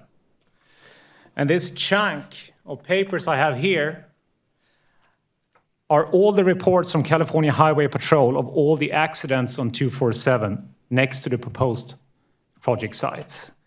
Recently, 247 has become a dangerous highway. I, as a resident, notice cars and trucks speeding well beyond limits, making risky illegal passes, and crossing double yellow lines. Even at night, cars navigate in total darkness, and the road is not built to handle all the increased traffic. As a resident, I have no other way to travel to Yucca Valley except on 247. The developers have deliberately falsified the amount of added traffic to this project. They are estimating 16 morning trips and 20 evening trips to sidestep a proper traffic impact study. The developers are claiming that, and I quote them here, guests would not be entering and exiting the site daily as the project proposes recreational uses on site that would be available to guests. But on the developer's website, they are selling this project as follows. The subject properties in close proximity within 15-minute drive to Papin Harriet's, Pioneer Town, La Copine, Joshua Tree Downtown and Park Entrance, the Integratron, and Giant Rock. One of the big selling points is that the guests can go back and forth to these attractions and restaurants. There are no taxis for these patrons out here. They will drive home intoxicated after visiting these venues. The developers want to build a parking lot for 100 cars, 50 workers, and 75 guests. 125 cars going back and forth numerous times day and night will be adding about 500 to 700 trips a day to 247, not 16 and 20. Even if the developers revise the amount of patrons to half, it would still be 3 times the number of trips needed for a traffic impact study. People are currently losing their lives on 247 before even any development have started. I urge you to say no to this project today. Just look at the picture with all those memorial crosses next to the road, especially the picture with a teddy bear and stones forming the word Mom next to the cross breaks my heart every time I drive by it. Thanks for your time. Thank you very much. So we're going to break for 15 minutes. When we reconvene, our first speaker will be Nicholas Brown, followed by Devin Sinsky. So back in 15. Thank you.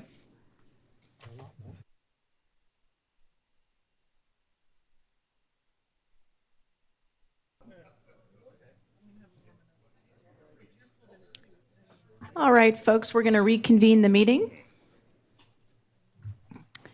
And our first speaker up will be Nicholas Brown, followed by Devin Sinsky. Test. You're good.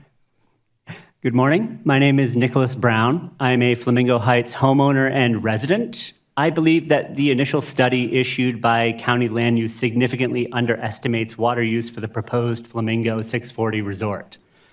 According to this study, total water demand will be just over 18,000 gallons per day, based on comparable residential use of about 14,500 gallons per day.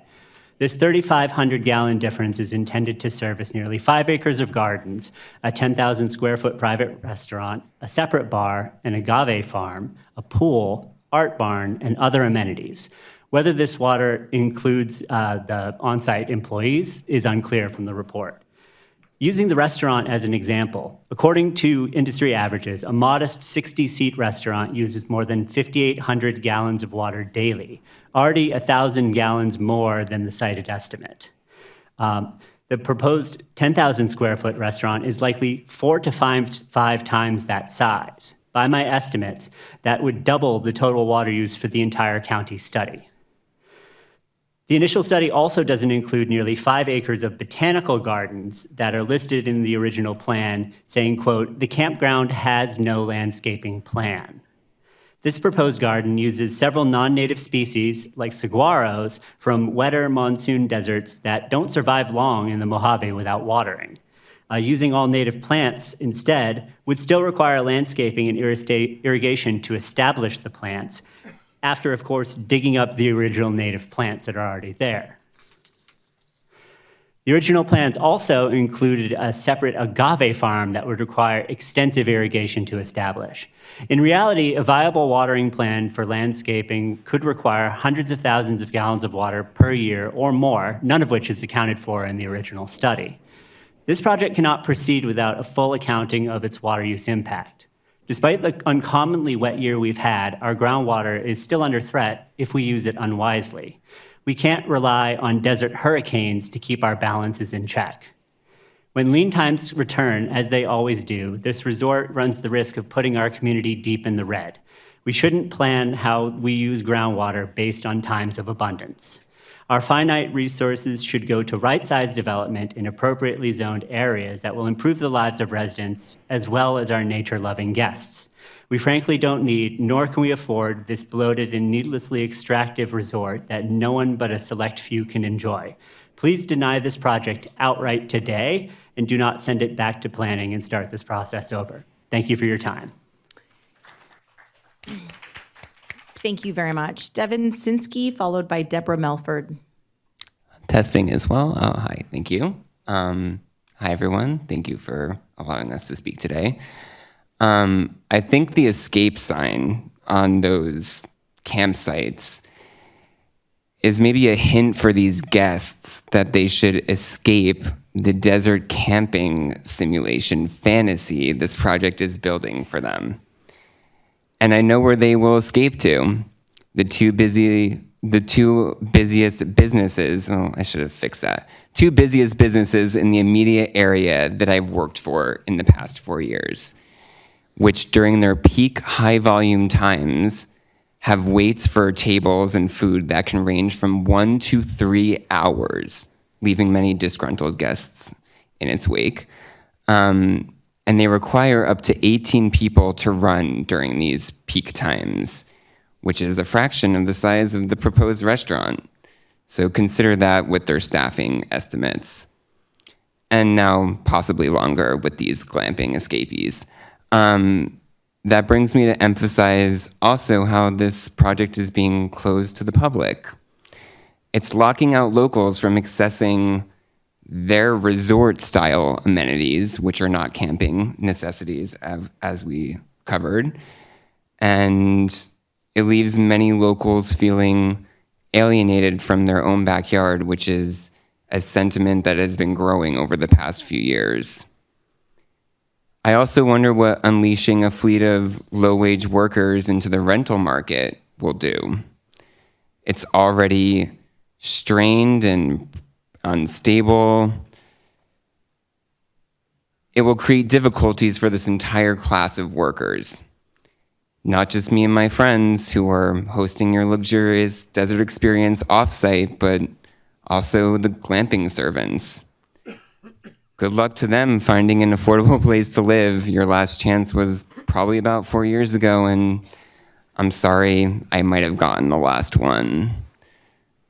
Commuting doesn't also seem to be a viable solution for them either. High gas prices, long distances, more traffic from the guests going, and very, very limited public transportation and rideshare options. With all things considered today, it appears that this is a one-sided deal. They give us an extra burden on our infrastructure, and we get to sit outside the gates, looking at them like peasants. The developers seem to be concerned with hotel availability. Go make over the Super 8 in Yucca Valley. I think it could use a facelift. We also have plenty of local recording studios. Thank you. Devin Sinsky, followed by Deborah Melford. Good afternoon, Supervisors. My name is Deborah, and there we I'm go. speaking on behalf of Marina Wagner. I have been a resident of Flamingo Heights for 12 years. This project requires significant further investigation in regards to the impacts to native vegetation. Since the last meeting, the Western Joshua Tree Conservation Act has been approved, and a Western Joshua Tree Conservation Plan is planned to be drafted by December of '24. CEQA will be required, and all aspects of that should be considered seriously. The new protocol for the WJTCA takes permits and requires a census that shows all stems coming up from the ground as individuals, as well for existing dead trees. This new way of reporting is likely to be different from the developer's plans previously shown for this project. It is possible that the number of trees impacted will be significantly more than shown, and the proposed development must be modified to reflect such changes before it can be reviewed properly. I am opposed to this project because of its scale and impacts to residential properties nearby. I am a former BLM firefighter. I have seen burned Joshua trees. A burned tree is equivalent to the removal of Joshua trees that have a lifespan of about 150 years. In addition, since this area is at risk of fire, the fire department will require a considerable amount of land, the clearing. Given how expansive this project is, even if all of the protected plants are worked around, existing, mature, and native vegetation is established. Low water and low maintenance is a major benefit when working at a large scale. If a considerable amount of existing native vegetation is removed, this site will become akin to a large dust pit. And I have seen dust devils, and they look like little tornadoes. In any reasonable time frame, removal of vegetation will increase dust, erosion, and invasive annual vegetation across the site. If not regularly maintained, it can then add to the fire fuel load. In the future, lastly, it is important to keep in mind that visitors to this region come to experience the landscape, its vegetation, and its cultural value. Thank you. Thank you. Ethan Primuson, followed by Aiden Koch.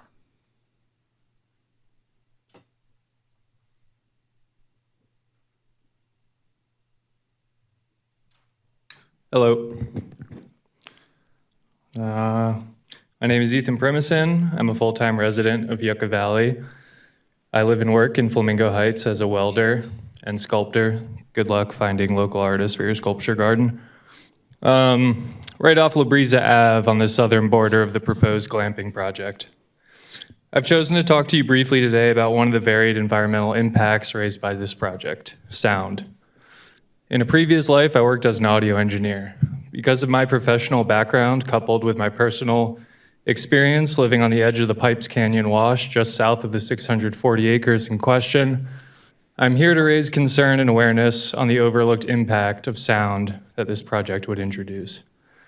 As Robot Land sent in their last-minute revisions of their proposal yesterday, I was again confronted by an image showing the scope of their project's acreage and how it is situated within our community.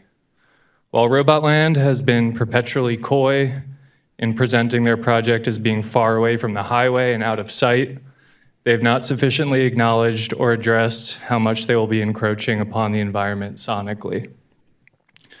The project, with its 75 campsites, hundreds of visitors, cars, amenities, recording studio, art barn, again, I'm wondering how this is considered a campsite, will essentially be located on the edge of a geological amplifier. As shown in their slideshow, the proposed project sits on top of the wash, which is 350 acres wide and runs all the way from Landers and beyond in the north down to Pipes Canyon Road. As someone who lives on the edge of this wash, I can attest to how this geological feature amplifies and carries sound the entire width and length of the wash. As Robot Land also presented in their slideshow, the proposed site sits directly in the center of 644 parcels of residents who have chosen to live within a rural living designation to enjoy dark skies, the unique ecological character, and peace and quiet of the high desert. As clearly stated within the California Noise Control Act, excessive noise is a serious hazard to public health and welfare, and that the state of California has a responsibility to protect the health and welfare of its citizens through the control, prevention, and abatement of noise. The introduction of a project of this scale into a small and quiet rural community will be destructive and immeasurably disruptive. Clearly, The introduction of a resort masquerading as a campground situated on the edge of a sound amplifying wash will irrevocably change the sonic character and quality of a peaceful rural setting amongst much greater and more severe impacts, which we've heard today. From the beginning of this project's proposal 3 years ago, we as a community have clearly and repeatedly asked simply for a thorough and unbiased environmental impact report. The scale and scope of Robot Land's project. Thank you, please deny.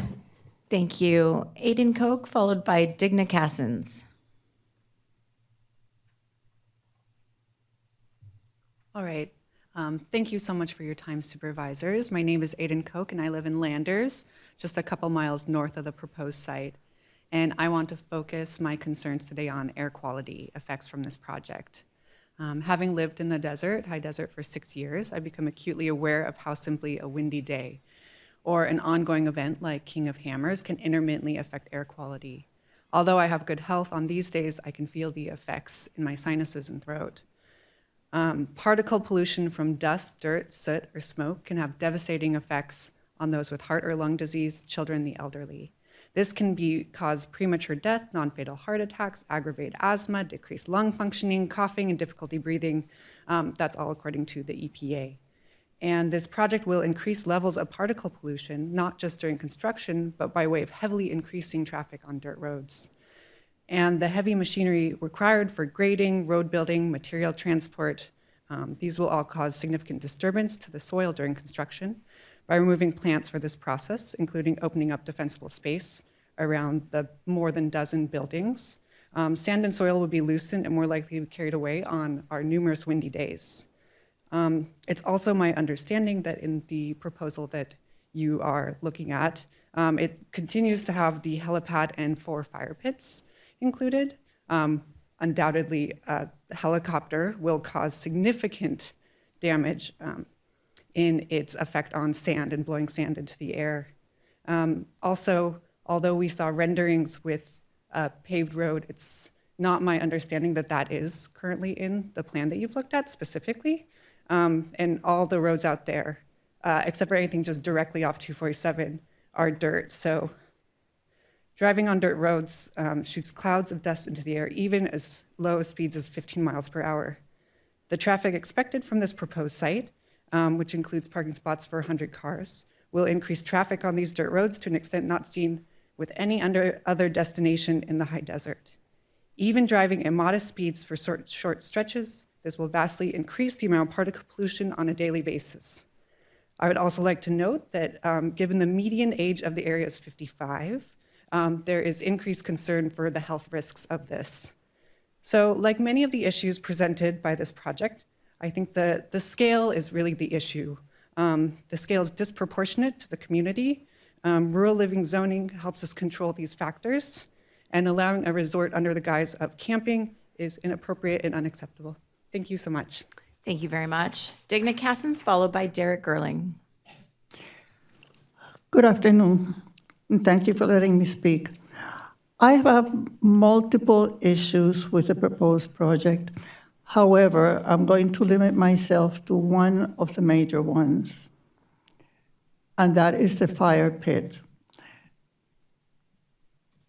Number one question is, how will these fire pits be monitored, and by whom? How often will they be monitored? And what is to prevent the vacationers staying in the glamping site from building their own fire?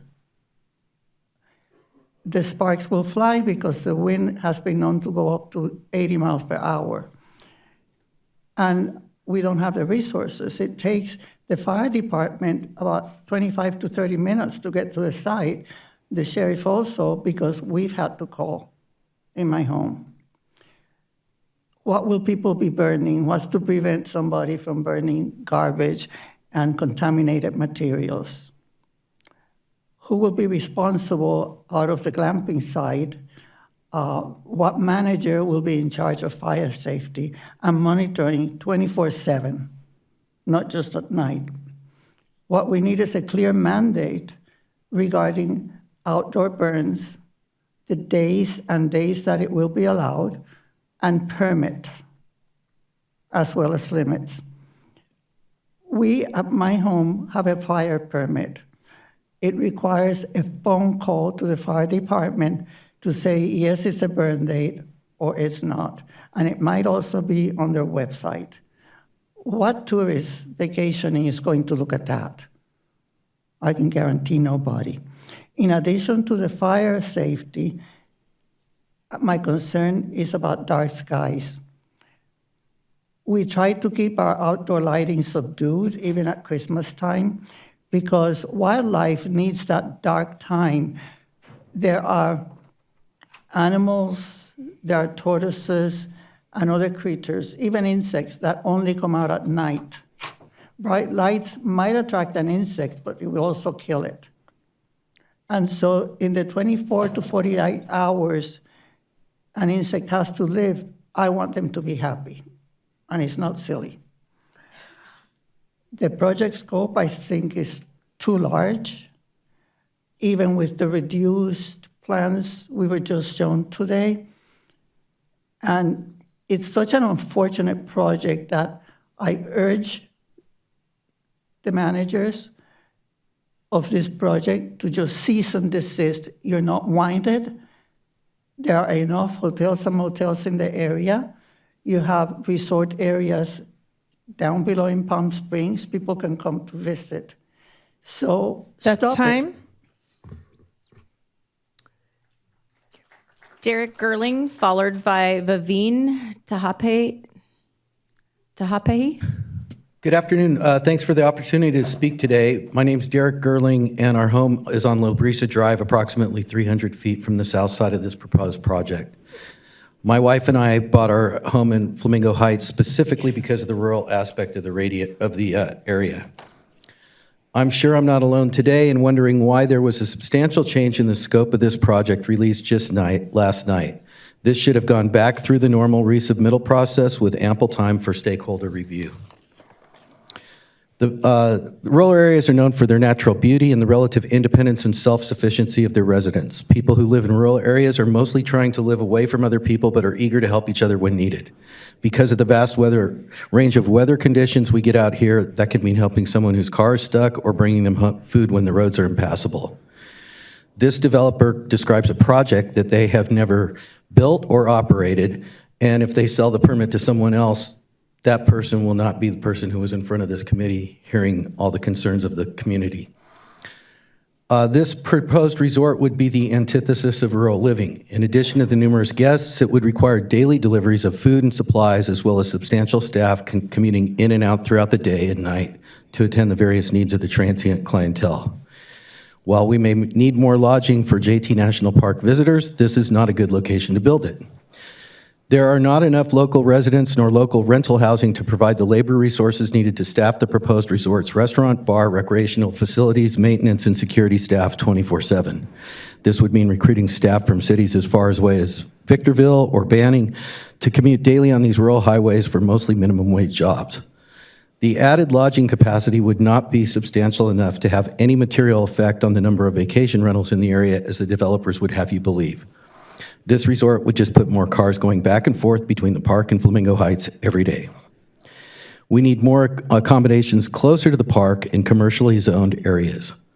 Although the county code does list a campground as a viable option for the conditional use of the parcel, the county's definition of a campground is substantially different than what's being proposed.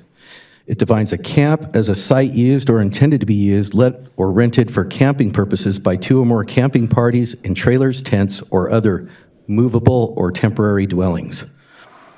Furthermore, it actually states that a resort of this type is categorically not a camp. An establishment that rents or leases facilities on an individual, family, or group basis for the principal purpose of sporting or other unorganized recreational activities is not considered an organized camp. While I am generally supportive of developing more jobs, recreational lodging, and revenue for our corner of the county, this is not the type of project nor the place for this parcel. There are ample other commercially zoned areas much closer to the park. Thank you. Thank you very much. Vaveen Tahapehi, followed by Ronnie Koltuniak. Hi, I'm Vavine Tahapehi, or V. I'm a full-time resident of Flamingo Heights, located about 1.5 miles from the proposed resort location on Highway 247.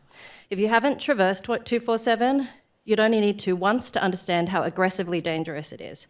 There are many, many reasons why I oppose the green lighting of this project, but one, above all else, had me drive all the way down here today to stand before you: traffic safety.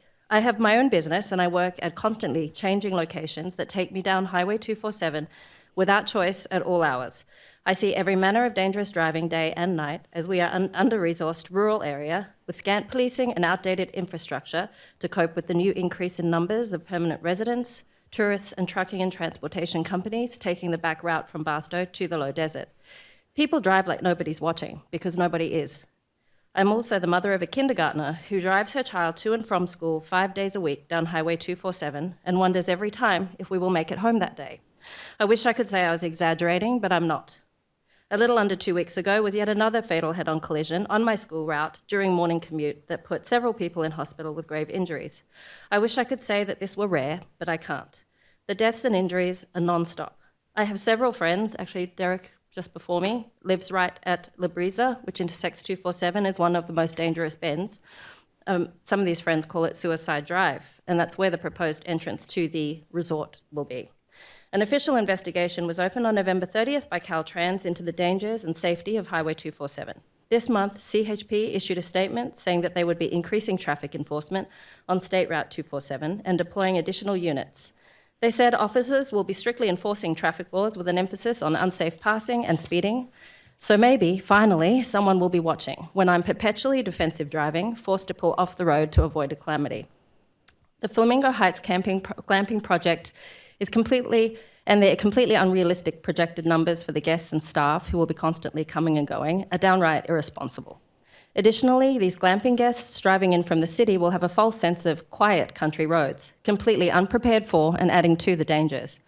With no taxis or Ubers in sight, you can expect some of these guests to be coming and going to our local bars and shows having consumed alcohol and drugs, which actually is something that tourists specifically come to the desert to do. The fact that the glamping project has no intention of conducting a traffic impact study is unconscionable, and it comes at the cost of the safety of our community and our children. When I told my 5-year-old daughter where I was going today, and I explained what community meetings were, she said, and I quote, "Oh no, do they want to make more buildings here? If they do that, we won't be able to see the beautiful sunsets like tonight. We'll just see a bunch of buildings, like in the city." I'm not against tourism and development at all. My work, in fact, relies on it. But mindful development is key to growing our economy and pacing infrastructure to benefit all of us and not diminish what everyone comes here for in the first place. It begs the question, if a 5-year-old gets it, what? Thank you. Ronnie Kotulniak, followed by Alice Jones. Hello, my name is Veronica Koltuniak, and I'm a resident near the proposed Flamingo Heights 640 resort. As a designer with experience in large-scale hospitality projects, I'm deeply concerned about the impact this resort could have on our community, particularly concerning access to and from State Highway 247. Highway 247 is already hazardous, lacking turning lanes and shoulders. The proposed resort with 75 lodging sites far exceeds the exemption limit of 12 hotel rooms for a traffic impact study. Robot Land Company's in-house traffic analysis without considering other criteria like unusual characteristics and safety concerns is insufficient. Allowing a commercial development with 300 guests, 50 employees, and 30 daily visitors in a rural living zone proposes unusual characteristics that warrant a thorough traffic impact study. Our highway is already slated for increased congestion with approved projects like the Barstow International Gateway and the Amazon Distribution Center in Desert Hot Springs, which use 247 as their main travel corridor, making the need for a comprehensive study even more critical. I'm personally witnessed and experienced the dangers of current conditions on Highway 247 with near-miss collisions trying to make a left turn in oncoming traffic without a traffic turn lane. The corridor is notoriously busy. It's why we call it 24/7. And approving the Flamingo Heights Resort without a proper traffic study would be irresponsible and reckless. This project is the first of many thinly disguised commercial developments exploiting rural living zoning codes. It is vital for the Board of Supervisors to recognize its true nature, a hotel development, and subject it to the same scrutiny as any commercial endeavor of its magnitude. Neglecting to do so would constitute a glaring oversight on the part of the board and be potentially devastating for our community. I believe that this project has been being reviewed for 3 years, and I would ask that the board please end this constant back and forth. We've been coming up to the county to talk about this. Our constituents feel very strongly about this, and we really ask that you deny this today and not send it back to planning and further use our tax dollars for this purpose. Thank you. Thank you very much. Alice Jones, followed by Lee Jones. Oh, hi, my name's Alice Jones. I am a retired elementary school teacher in Flamingo Heights, part-time. We were here 12 years. We built a brand new house. We've been here 3 years full-time. And I love it. We live right next to the Sand to Snow Monument, which is a place where you can actually camp for free. And thanks to President Obama for designating that. I wanted to touch upon earthquakes. The strongest earthquake that I ever experienced was in Northridge. It was a 6.7 on January 17th, 1994. It lasted 10 to 20 seconds, and it was just absolutely terrifying. I was in West Hollywood in an apartment. Okay, sorry, I'm so short. And it rocked like back and forth like a boat. 72 people died. 9,000 were injured. 125,000 people became homeless. 82,000 residential and commercial units were damaged or destroyed. 5,400 mobile homes were damaged or destroyed. That was a day for me that was especially horrible because my father was in a nursing home in Delaware, and when he saw it on the news, as you know, right after it happened, he had a heart attack and passed away. And the aftershocks were horrible. I had to fly out the next day and, to go back. Anyway, the only reason, why is she bringing this up? Okay. The Landers quake was misnamed. It was the Flamingo Heights earthquake. Landers was the closest city to it. The site of this project, Flamingo 640, is actually the epicenter of what's called the Landers earthquake. The Landers earthquake happened June 28th, 1992. It was a 7.3. It lasted 2 to 3 minutes. The earthquake I experienced was 10 to 20 seconds. That was horrible. Can you even imagine 2 to 3 minutes? It ruptured 5 faults. Old Woman Springs Road, you can see pictures of it right near the project, how, it went like that. Thousands of aftershocks, 400 people injured, 1 death by a stone fireplace falling on a child. Of course, damage to homes, businesses, water, power lines. It was felt all the way from Sacramento to Mexico. That's time. Okay. Thank you very much. Lee Jones, followed by Luis Goffin. Good morning. It's actually Lee Scott. There was a mix-up. I'm a homeowner in Flamingo Heights. I wanted to clear something up first. It's my understanding we're here to discuss the original plan, not the revisions, and you're to vote on the original plan, not the revisions. Correct me if I'm wrong. Yes, we're talking about the original plan. The applicant proposes to build a 10,000 square foot restaurant. This would be the largest, by far, restaurant in the entire Morongo Basin, which includes the towns of Morongo Valley, Yucca Valley, Landers, Joshua Tree, 29 Palms, and Wonder Valley. Currently, the largest restaurant in the area is Spaghetti Western, which is 7,300 square feet, and that is a huge restaurant. I'm sure you're familiar with IHOP, the International House of Pancakes restaurants. They are generally 4,500 square feet, so this is larger than 2 IHOPs. So imagine if in your neighborhood there was a vacant lot and someone tried to squeeze something in the size of 2 IHOPs into your neighborhood. I don't think you would stand for that. Something else that hasn't been brought up, obviously this is not a campground, it is a motel / resort. Even in their literature, they refer to it as a resort. Even this morning, the applicant himself said that people will come and likely just stay there because there's so much to do. It's not just a campground, it's a resort. Another thing that makes it not a campground, 20 of the units have their own bathroom. So how is this not a motel? So if you approve this, what happens next?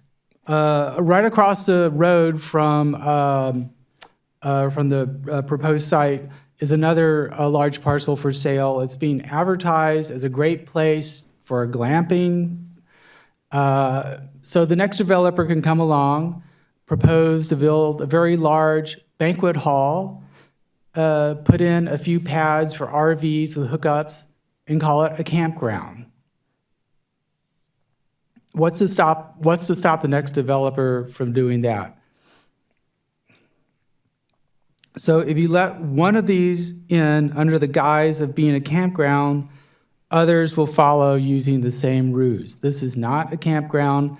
It requires a zoning change from rural living to commercial. Thank you. Thank you very much. Luis Goffin, followed by Demetrios.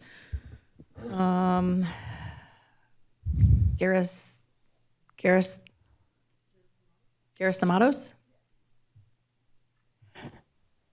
My name is Louise Goffin, and I'm a mother of two, a musician, and a recording engineer.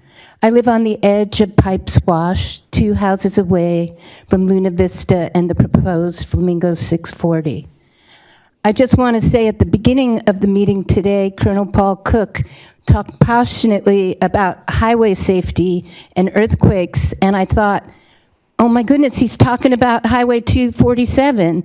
That's my highway. Of course, this is something we all face with the safety that we want traveling to our residences.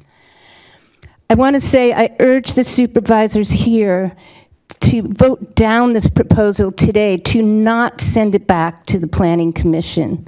Specifically, in light of the following, the existing mitigated negative declaration report causes alarming concern for the safety and stability of our families and our community. There's a fundamental problem that makes this proposal shaky from its very foundations. A famous musician and horse owner once told his producer, you know, you should never buy a horse with something wrong with it in the beginning. You can train it, you can try to change it, but whatever weakness it had in the beginning will always be there. That was Lyle Lovett. Flamingo 640 started off with a fundamental problem of existing zoning put into effect in 2009 for the sound and sober reasons that it was put into effect. It states the parcel described as having countywide designation and rural living and a zoning designation of Homestead Valley rural living. Yet, the proposal is a commercial project, and from day one, the developers and this whole process we've been through since 2020 have ignored the zoning to apply for a permit in a rural living zone that is protected by the 2009 changes. The trucks, cars, and workers, and pollution and bottleneck traffic on the 2-lane main supply artery, the main supply artery of the 247 would devastate the area with the scope of this proposal. From the building stage all the way through to the imagined ka-ching of this business, which is meant to be a flip.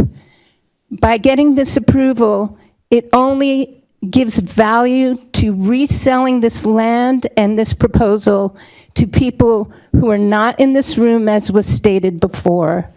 And we all have a really important job today, which is, what is the legacy we want to leave behind? Vote this down today once and for all. Demetrios, followed by Janice Riviera. Esteemed supervisors, first, I want to introduce you to Flamingo Heights if you're not familiar with it. I know some of you are not from the area. So we're just about 600 parcels of land with many still undeveloped, and we have many part-time residents.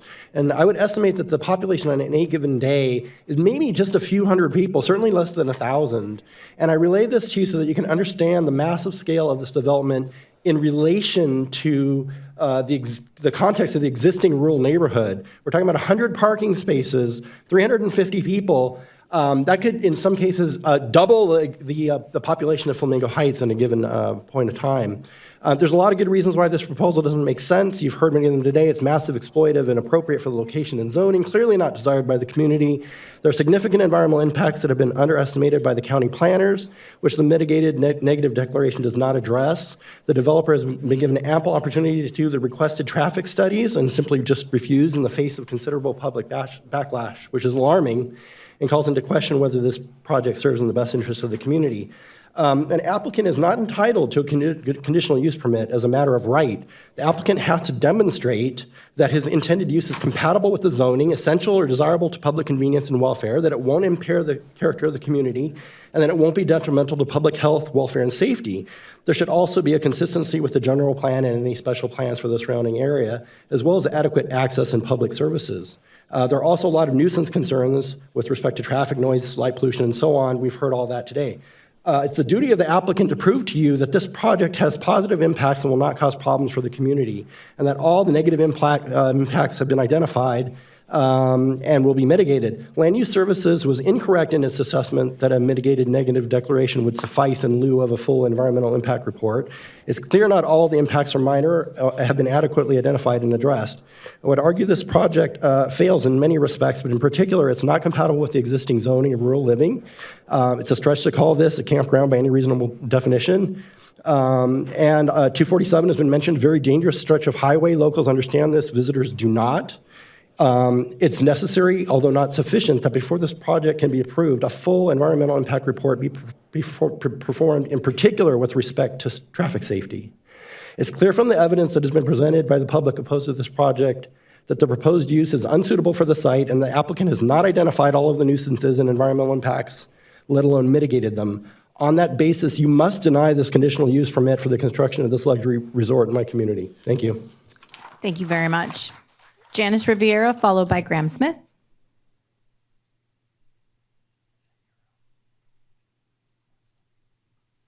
Hello. Thanks for letting us speak today.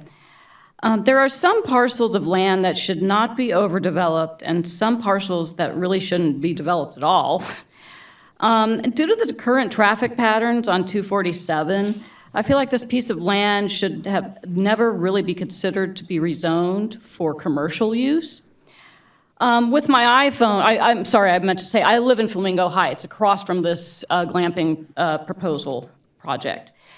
With my iPhone, I just wanted to kind of take a little footage, and I don't have it here to show you, but I took pictures and sent it in a little packet that I gave to you. But I clocked with my phone, this is around La Brisa, the dangerous exit that they want to use near, or the exit that they want to use as well, or near that for the entrance. I clocked 17 cars in 37 seconds on November 25th at 5 p.m. And then again, just randomly at December 9th at 5:18 p.m., 10 cars in 35 seconds. That's a lot, and that's with nothing being developed there at all right now.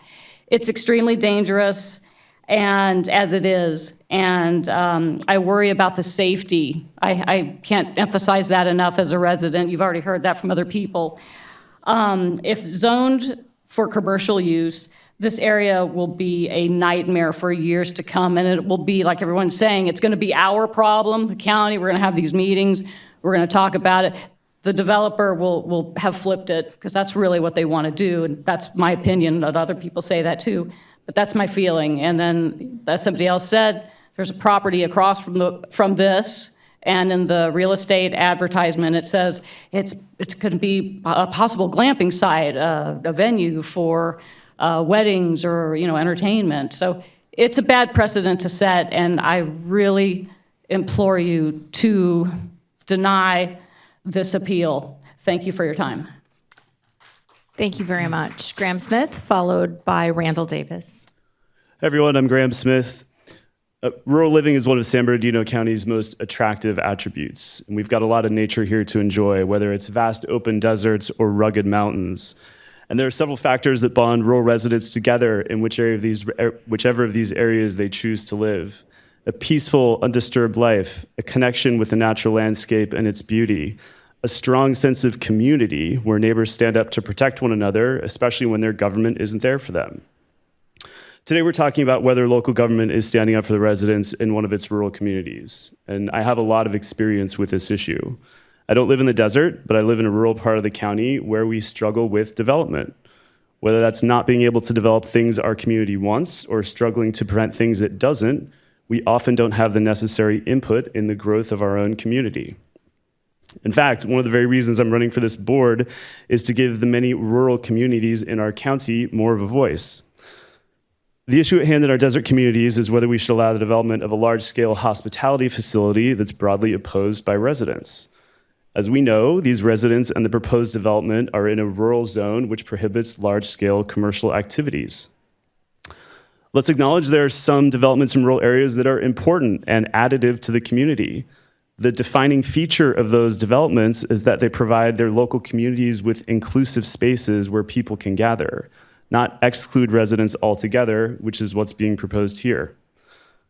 I've spent some time with the building code looking through what's allowed, houses, farms, campgrounds, and what isn't, large-scale hotels and commercial activities. One of the questions we're trying to answer is whether this project can be classified as a campground. I've got no doubt that a well-paid, highly skilled legal team could find a way to classify a 75-site structure with a 10,000 square foot restaurant as a campground. But as important as the technical definition is the spirit of these regulations. Anyone who's camped in a tent before knows that this proposed development is quite different. Today, I'm urging the board to vote in favor of its rural residents who work together as a community to maintain the natural beauty of the desert. It's the right thing to do in the spirit of the development code and the rural living zone. And if the vote is in favor of development, know that rural residents are persistent and determined. Be prepared for a large number of complaints, sheriff dispatches, and code enforcement issues. This will cost the county money and take up public safety resources that are already stretched. This is America's largest county. We have room for this project somewhere, just not in the middle of a rural zone. Thank you. Thank you very much. Randall Davis. Good afternoon. My name is Randall Davis. I own a house right across from the wash from where this proposed development is. I have a window that looks out from my living room right at the site, and I've sat there pondering night after night what it's going to look like at night, which is really my biggest concern and what kind of motivated me to take this morning off work and come down here and talk to you guys. A while ago, there was the Dark Sky Initiative, I think it was called, an ordinance I thought was pretty cool that the county pushed forward that had some, ecological motivations, but, just us human beings, it's nice having, a dark sky, and see the stars, and it's why a lot of people travel to the desert and spend time there and live there. So I don't see how that couldn't be impacted by all the activity, and, somebody brought up earlier, cars, which I didn't even think about, cars driving around late at night, headlights shining out towards us. So that's all, maybe a somewhat of a selfish motivation to come down here and talk to you guys, but and I'm sure a lot of other people are concerned about that too. But I've been pondering while listening to everybody else and seeing the proposal, just the practicality of having all these the tents and the activity. If there's no fence, we get so much wind. I had all of my furniture blown off the porch last year, and somebody mentioned 80-mile-an-hour gusts. It might as well be 100 miles an hour. Any trash that's laying around. I don't know how these tents are even going to stand up. It just seems kind of impractical. I'm concerned about the precedent that it would set, as many people have mentioned before, with other developers, and just how we're handling development area, allowing that in residential zones. And I just want to note that I thought it was a little disingenuous to bring up that, yes, there's this huge parcel and they're not planning on developing a lot of it, but most of it is on the wash, which most of us know you can't really build on a wash. And if you do, we've all watched that thing, turn into a river, especially this past year with all the rain that we had. Those are pretty much all my points, and I thank you for your time, and thank you. Thank you very much. That is the last request to speak that I have. So now we will bring it back and invite the appellant, the applicant's representatives to come back and make a 5-minute closing comments based on what you've heard. Can you give me just a minute? Sure. Thank you.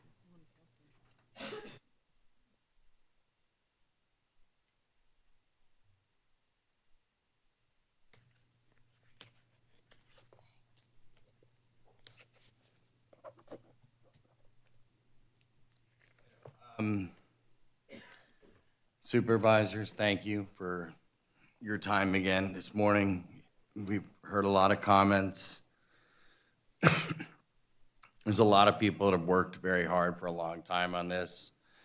Tom McGill, who's a PhD, who's studied the wildlife on this, in the flora and fauna on this property for a long time. CWDG has helped me to come up with a plan that would be that would blend in as best as humanly possible. The reality is I'm not hearing a whole lot of things that are new today from the opposition. I'm sorry to hear about the recent tragedies on 247. I know that's a dangerous stretch of road. I do appreciate some of the comments that I've heard today elsewise, but the opposition here, I'll just go ahead and read my statement and then we'll be done with it. I don't want to make this any more of a spectacle than it has become. My staunchest opponents have made every effort to bleed this project, smear my company, slander me personally, and threaten me. These opponents intimidate other neighbors who aren't opposed to this project but who cannot show their support for fear of retaliation.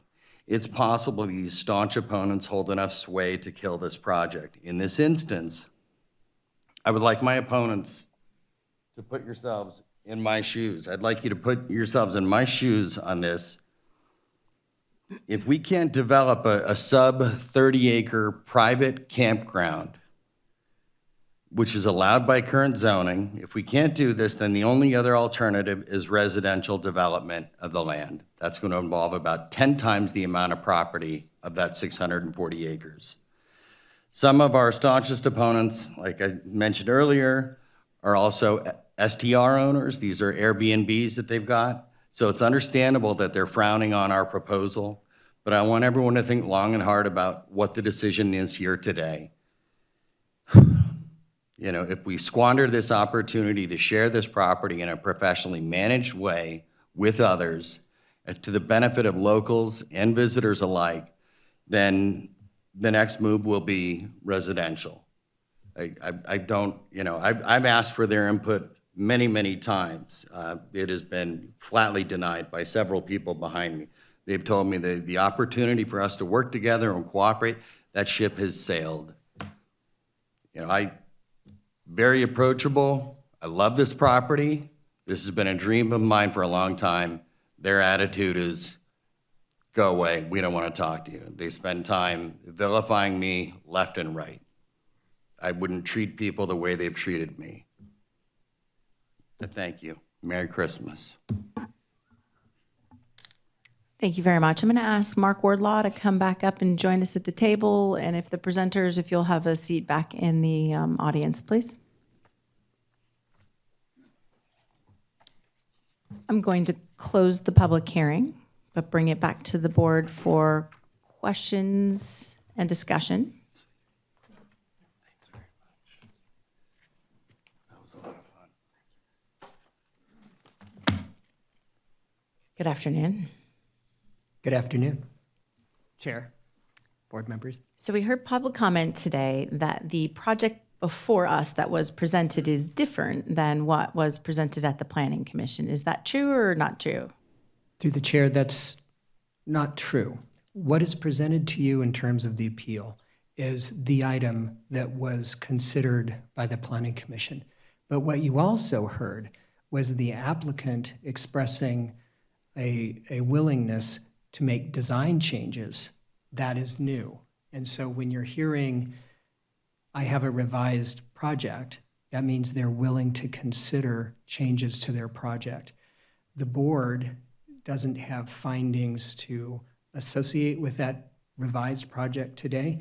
And so if the board wished to entertain that revised project, we would recommend that you return it to the Planning Commission. The Planning Commission receives a revised staff report, an analysis of those revisions, and then their recommendation is made to approve or deny. And then if there's an appeal, that item, that revised project, would come to the board.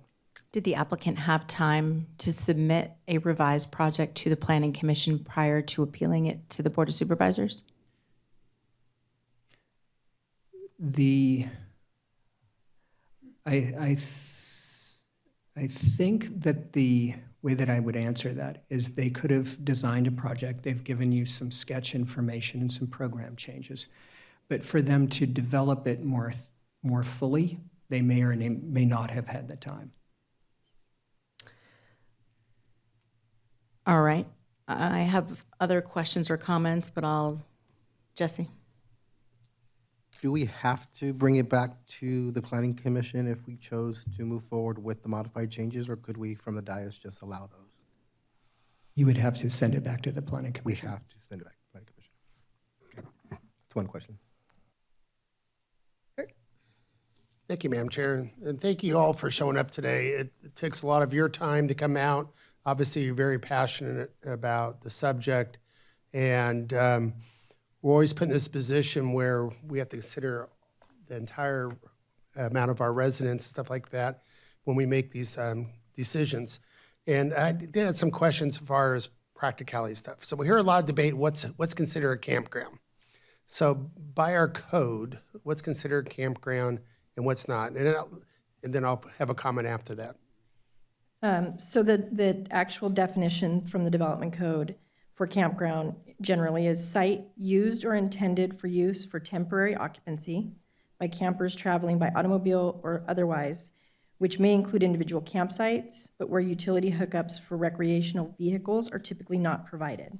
And then there's a breakdown between public camp and organized camp, which this would not be an organized camp. And a public camp is a site used or intended to be used, let, or rented for camping purposes by 2 or more camping parties in trailers, tents, or other movable or temporary dwellings. And I bring this up because life has changed a little bit for me as a camper over the years as well. You know, as an Eagle Scout, all we did is backpack somewhere and throw a sleeping bag down. Then as my kids got older, we did a lot of tent camping. As I got older, we got the RV, and many of the sites we go up and down in California had that combination. And the new, quote, glamping sites are meant for those who can't afford to have, who wants to visit a rural area. And we're considering for a lot of our regional parks right now of having alternative. Right now we have either a tent spot or an RV spot. So I know like in my park in Prado, we have the park departments looking at glamping sites right now, so we could open that up to other people. I'm just wondering, do you think this is a county development code or state code, or is that something we need to look at going forward to maybe include different definitions? Because this is all fairly new trend, but the latest places that I went with my family, and now it's with the grandkids, you know, they do have facilities on site. It's not just rural camping. So that may be something to put on a later question for It's staff. not a later question. It's been an asked and waiting for further thought question on how we define campgrounds. Because I think when we think about campgrounds, we really don't think about them as having restaurants attached to them. I think that's fair. I think we cross over into resort there, and I think that's what a lot of the frustration is with this. And I can understand that. I think that is a modern trend that I see in many other both public and private facilities going forward. But we got to figure that out later. Second question I had, fire pits. What is the fire policy? That was brought up several times as well.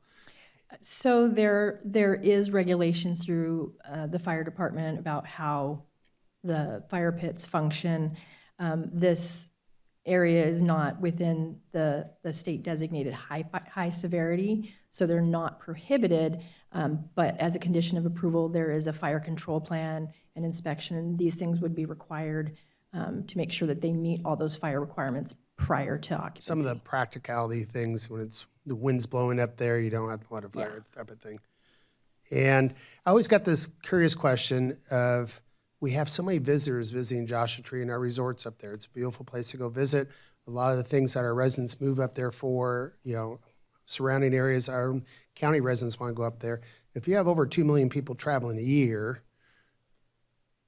I'm trying to think logically, if I have more places to stay, are they going to be staying longer? Or there'll be less traffic or more traffic, or where are they staying? Because we don't have that many short-term rentals or places to stay up there. We do hear from applicants or people even just doing the pre-apps that there is a lack of places to stay, but there's actually within the park, which is not within our jurisdiction, limited motel, hotel, STRs, and there is some other campgrounds we've already approved, and then there are still some other campgrounds that are not necessarily approved by us at this time, but what we hear is there is limited amenities for that. And I'm also looking at, I was going to ask you, what is it, is zone rural living? That's one residence per 2.5 acres. 2.5 acres. So technically, if the developer wanted to develop the maximum use of this property, what's the number that they're looking at? So based on just the density of the size of the parcel, it's approximately 250 units. There is the opportunity, obviously there's the wash and the different things. So through a plan development, they could take that density and cluster it, and then taking out for roads and things like that. But it would be Far significantly exceeding higher than what is than proposed. 75. Correct. And so we would be facing that as a standard zoning if we came back with a planned development. It could be at least double, if not maybe even triple the density they have right now. Correct.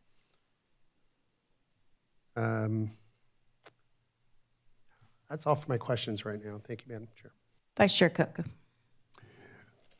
Yeah, I appreciate everybody turning out today.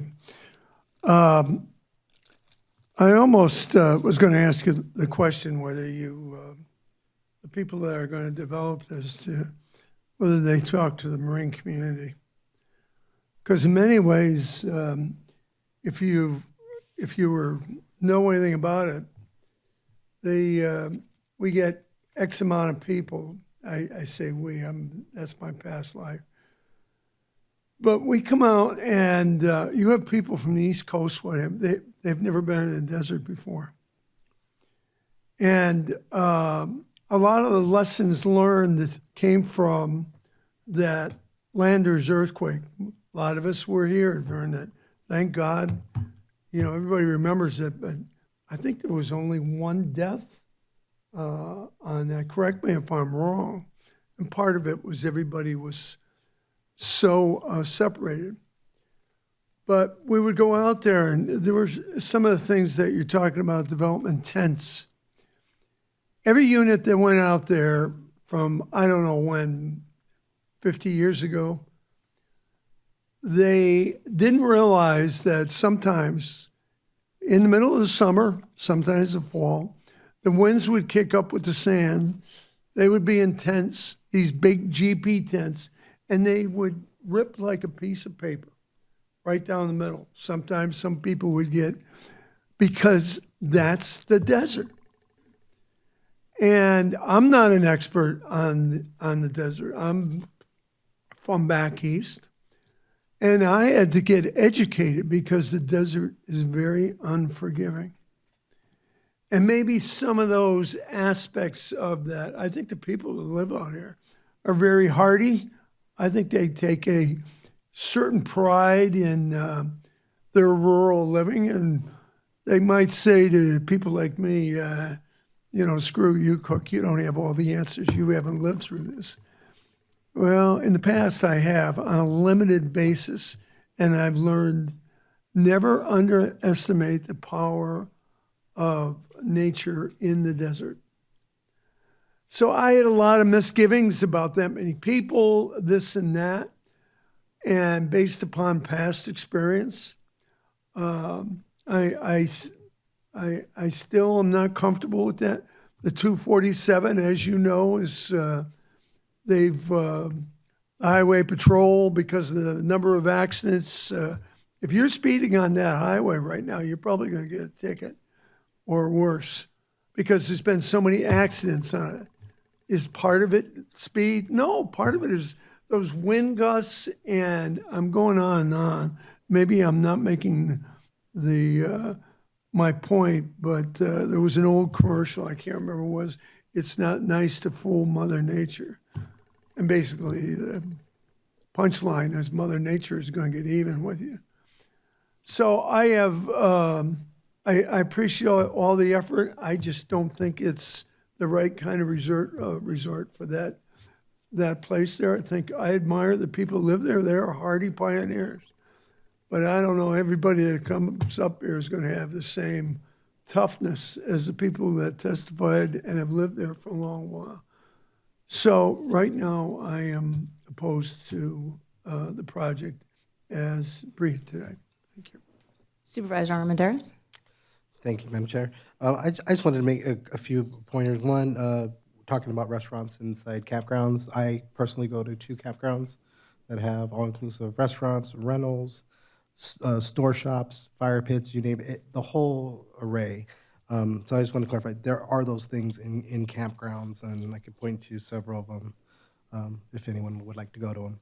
A couple things, hearing all sides of the story. You know, I think our job here is to hear both sides of the story, try to find what we believe is in the best interest of everybody in the middle of that. Knowing that 256 units can be created, there's the number I came up with, and I am a pro-development guy, I'm pro-property rights owner, advocate. I don't think the people here who are objecting to this are objecting to it for reasons that are not meaningful to them. I think it's a quality of life that they see, that they want to keep. And hearing that, when I look at the pros and cons, I see if I don't approve this, I could potentially be approving 256 housing units down the road that will have limited oversight by the County of San Bernardino. And then you have a developer who is coming in and clustering a project, is what you guys use the word. I use it, densifying a project.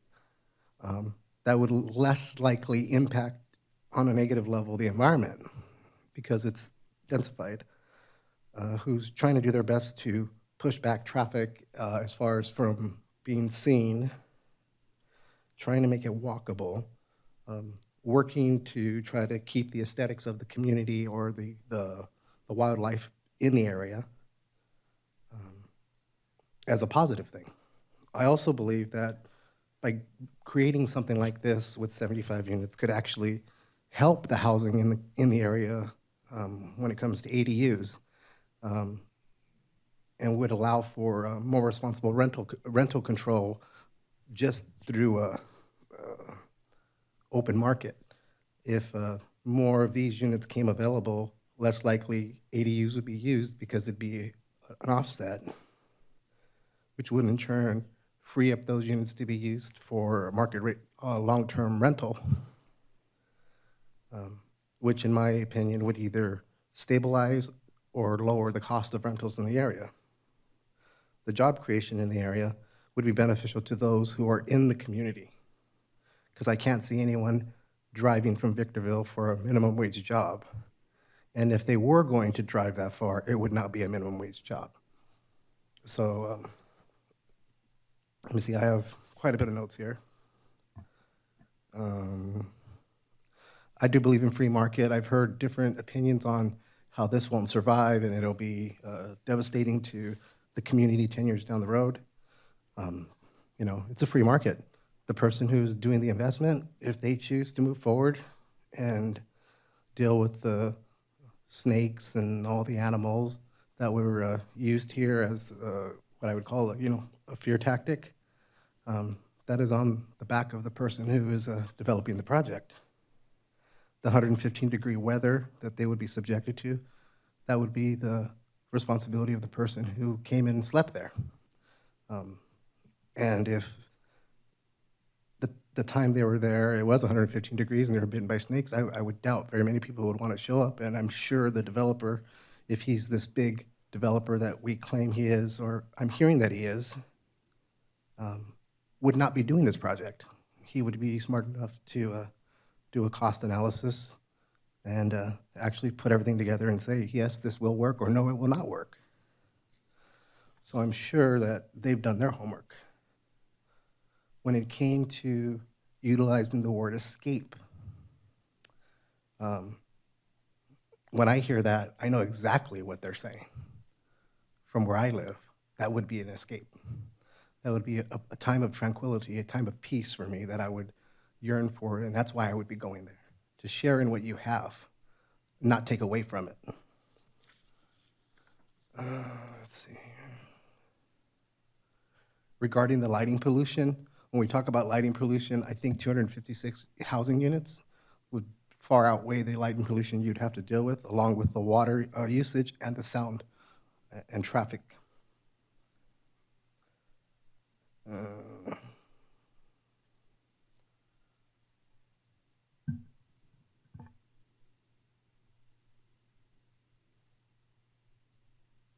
I do believe this is camping because I am a glamper myself.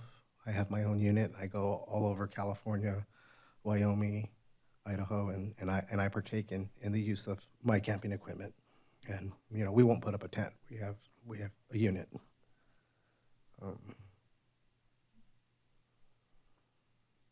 I believe that this project is the least impactful to the 640 acres that it would be. This project would be developed on to the environment and will hold the most sustainable opportunity for this area to be undisturbed because it is such a clustered project.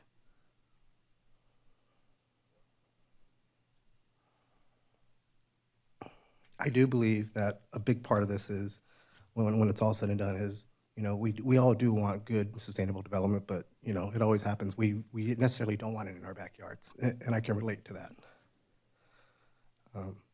But at the end of the day, it is a challenge that we have to face. That do we want 256 housing units, or do we want a project that could intentionally control Airbnbs indirectly without us having to do anything, or even control the cost of affordability in the region?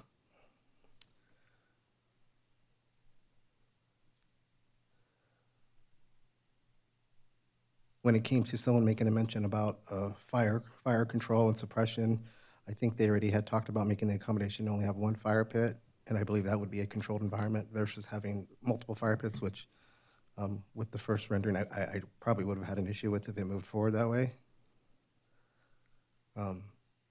There was one person who did say that they were 350 feet away from the project, someone who spoke here earlier. My only question was that 350 feet away from the lot line, or was that 350 feet away from the actual project? Because those two things are night and day. I would have wanted some clarity on that. You know, and for the sake of not rambling, I'm going to leave it there and hear what my other counterparts have to say. So you asked a question just a second ago. Do we want housing, or do we want this type of project? There are two of us at the dais that live in an unincorporated area. So Supervisor Hagman and I do not have a city that represents us. The residents that came out today are answering that question for you. They do not want this.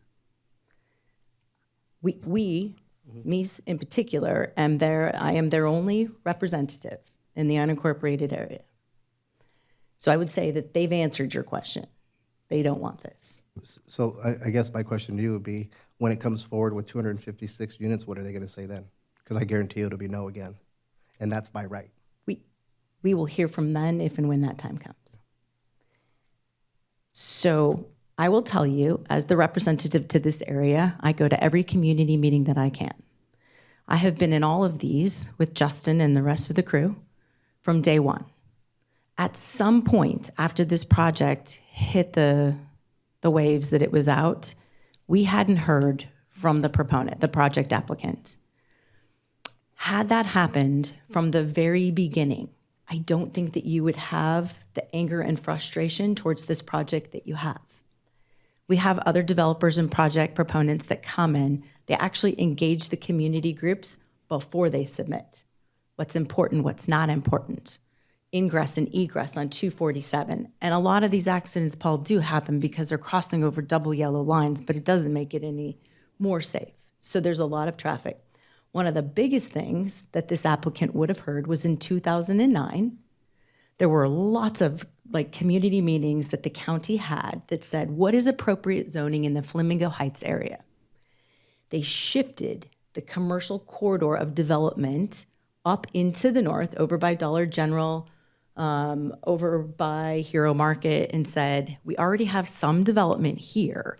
So maybe if we cluster development and we make this more of the commercial strip, what do you think? And the residents said, that makes sense. It's a straightaway on 247. It's not coming up out of the wash at Pipes Canyon, and it's safer for ingress and egress, and there's already commercial development there. So the residents took us at our word, and this is long before my time, that would be the commercial development. And rural living has its own challenges, as we all know, in land use of what we can and can't do in it. They really believe that this type of a project should be sited in more of the commercial area, not in the rural living area. And this just touches the edge of that. So it's a slap in the face to the residents that came out and said, we'll trade you commercial for residents if you give us a little bit more to the north up towards Dollar General and Hero Market. And so that's what happened. So now you have this project come in, and it's not a fault of the applicant, right? I wish you would have come to the community meetings. We could have educated you on this from the very beginning. At some point, I appreciate the willingness to come, but at that point, our residents were angered. When I saw a helipad, when I saw a concert venue, it becomes confusing what you really want, and then it changes and it changes and it changes. The Planning Commission doesn't say anything, which by default means no. So now we're left to make the decision on behalf of our residents, and we've heard what our residents want, which is not this type of development in this location for the reasons that we've heard. Now, I understand what we're saying on private property rights. I agree with them. I wish the developer had engaged earlier and sooner to not have this level of frustration. So I would respond to you with that. So at this point, the developer could have scaled this back at any given point along the way. Mark, I know you say they may or may not have had time after the Planning Commission didn't take action, but the community outcry with the community concerns was heard way even before they submitted to the Planning Commission, and they chose not to have the revisions that we heard about loosely today. So I don't know that there's any point in going back to the Planning Commission, but I'm happy to hear of any other thoughts that you might offer up. Madam Chair, just for the reasons that we did hear so many variety things, like I too don't approve of helipad. There's plenty of open desert if you need emergency services to land that helicopter. The scale back of the things. And frankly, I'm kind of disappointed in our Planning Commission for not taking a stand one way or the other earlier. I would motion, basically, I would grant the appeal because they really didn't get a fair shake at the Planning Committee, but send it back on recommendation number 4 to the Planning Commission for the revised setup, that the scaled down buildings, the lack of the helipad, and to really hopefully get a little more medium of hear what some of the residents said today to incorporate that in there. So that'd be 2B and recommendation 4, send it back to the planning. So I'm just going to reiterate the options that we have. We have to grant their appeal as it was presented today. Cross your fingers and hope maybe they make revisions. Or to grant the appeal, but send it back to the Planning Commission for action where it might be modified. Or to deny the appeal and affirm the Planning Commission's action by denying the project. And your motion is to grant the appeal reversing the Planning Commission's action and to approve direction that the project be modified, Correct. sending it back to the Planning Commission. Madam Chair, I'll second the motion. I do appreciate everyone's input, but yeah, so hopefully they can hear some of the concerns of the residents and bring back something that could be more amenable, but most of all, just engage the community and get their input. So I think that's important, but I'll second the motion.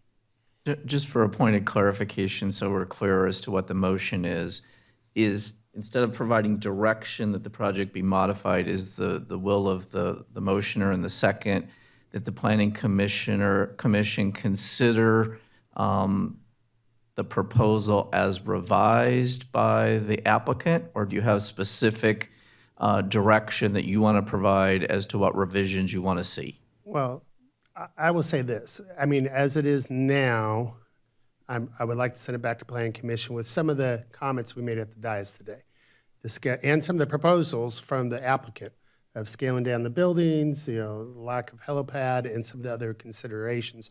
There probably may be more, but we send it back to Planning Commission for that deliberation. I don't have a list of 10 different things at this point, but whatever the Planning Commission does when it gets back to them will still come in front of this board at some point for our approvals. I'm hoping that Heidi and team are taking back some of the comments that you hear from the Board of Supervisors, back working with the applicant for revisions before it comes back to the board if it does. I would like to clarify, because this project never would have come to the Board of Supervisors had it been approved or denied. If it had been denied, the applicant could have appealed it, but otherwise it never would have come to us. Through the chair, that's correct. So if it goes back to the Then planning. with revisions as lower down the size of the restaurant, the common building, no helipad.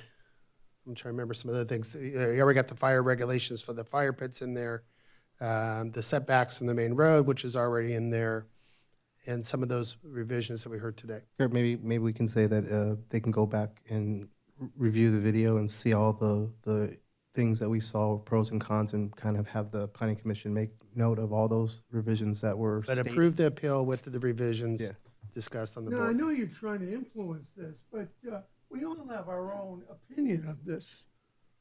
And that you're going back and you got to have this in there because this will make it more feasible.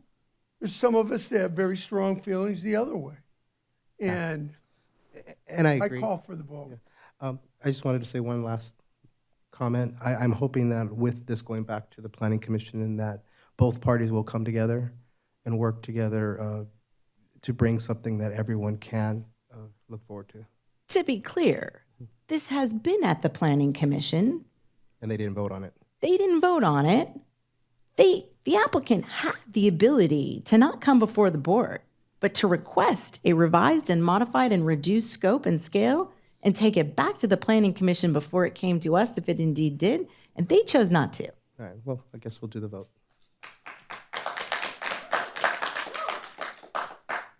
Madam Chair, if I also may clarify that in the motion that we are approving recommendation 1, That's the motion on the floor.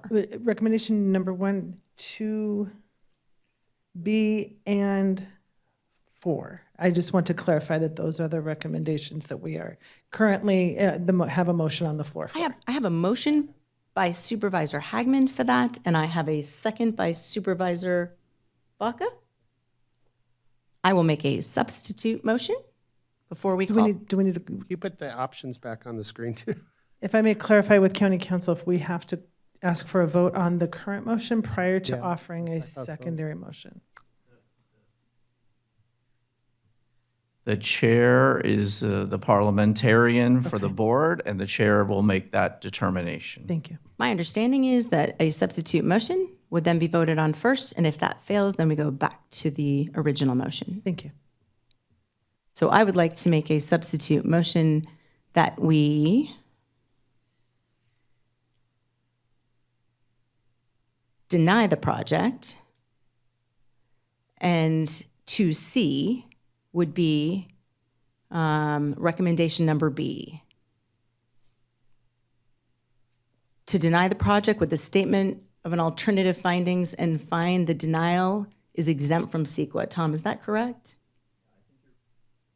or adopt the declaration of intent to deny the project and continue it? You have a choice. So if it's a denial, you could adopt a declaration of intent to deny and ask that it be brought back with findings that are consistent for that purpose. Or you could deny now, but if you do that, though, you need to make alternative findings that are listed in the development code at 85.06.040, for instance, perhaps that the proposal does not meet the standards of the general plan and the applicable community plan. So with your blessing and encouragement here, I would say to deny it today and find that it is inconsistent with our development plan. And do I need to further that motion with other language? Based upon inconsistency that I think you're saying with the general plan and the applicable community plan. Second. So I have a motion on that and a second on that. Do we need any clarity before I call for the motion that I made? No, I think we're good. Okay. All those in favor? Aye. All those opposed? No. No. So a 3-2.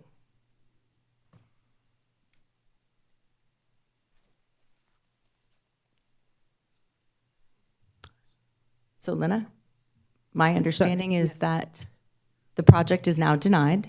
So we have approved recommendation 1, recommendation 2C, and recommendation 5B, Correct. with Supervisor Armendariz and Supervisor Hagman in opposition. So to clarify for the public here today, the project is now dead in its current form, correct? I would defer to council. Well, the motion was to deny the appeal, which will result in the denial of the project, yes. Thank you very much. Any other clarifications before we adjourn? No, I think under the vote that the board just took by a 3-2 vote, it was to deny the appeal and then to deny the project based upon the findings and also to make the determination that the denial was exempt from CEQA. I'd like to thank everybody for coming today, both remote and in person. It is our backyard. I moved to the Morongo Basin in 2003. It is an interesting and unique place, and I would encourage anybody that does want to have a project there to engage with those community groups and residents and Board of Supervisors and Planning Commissions early in the process. Thank you all for coming and being a part of this process today. We stand adjourned, and when we will reconvene here for our next Board of Supervisors meeting, January 9th at 10 a.m. Thank you very much.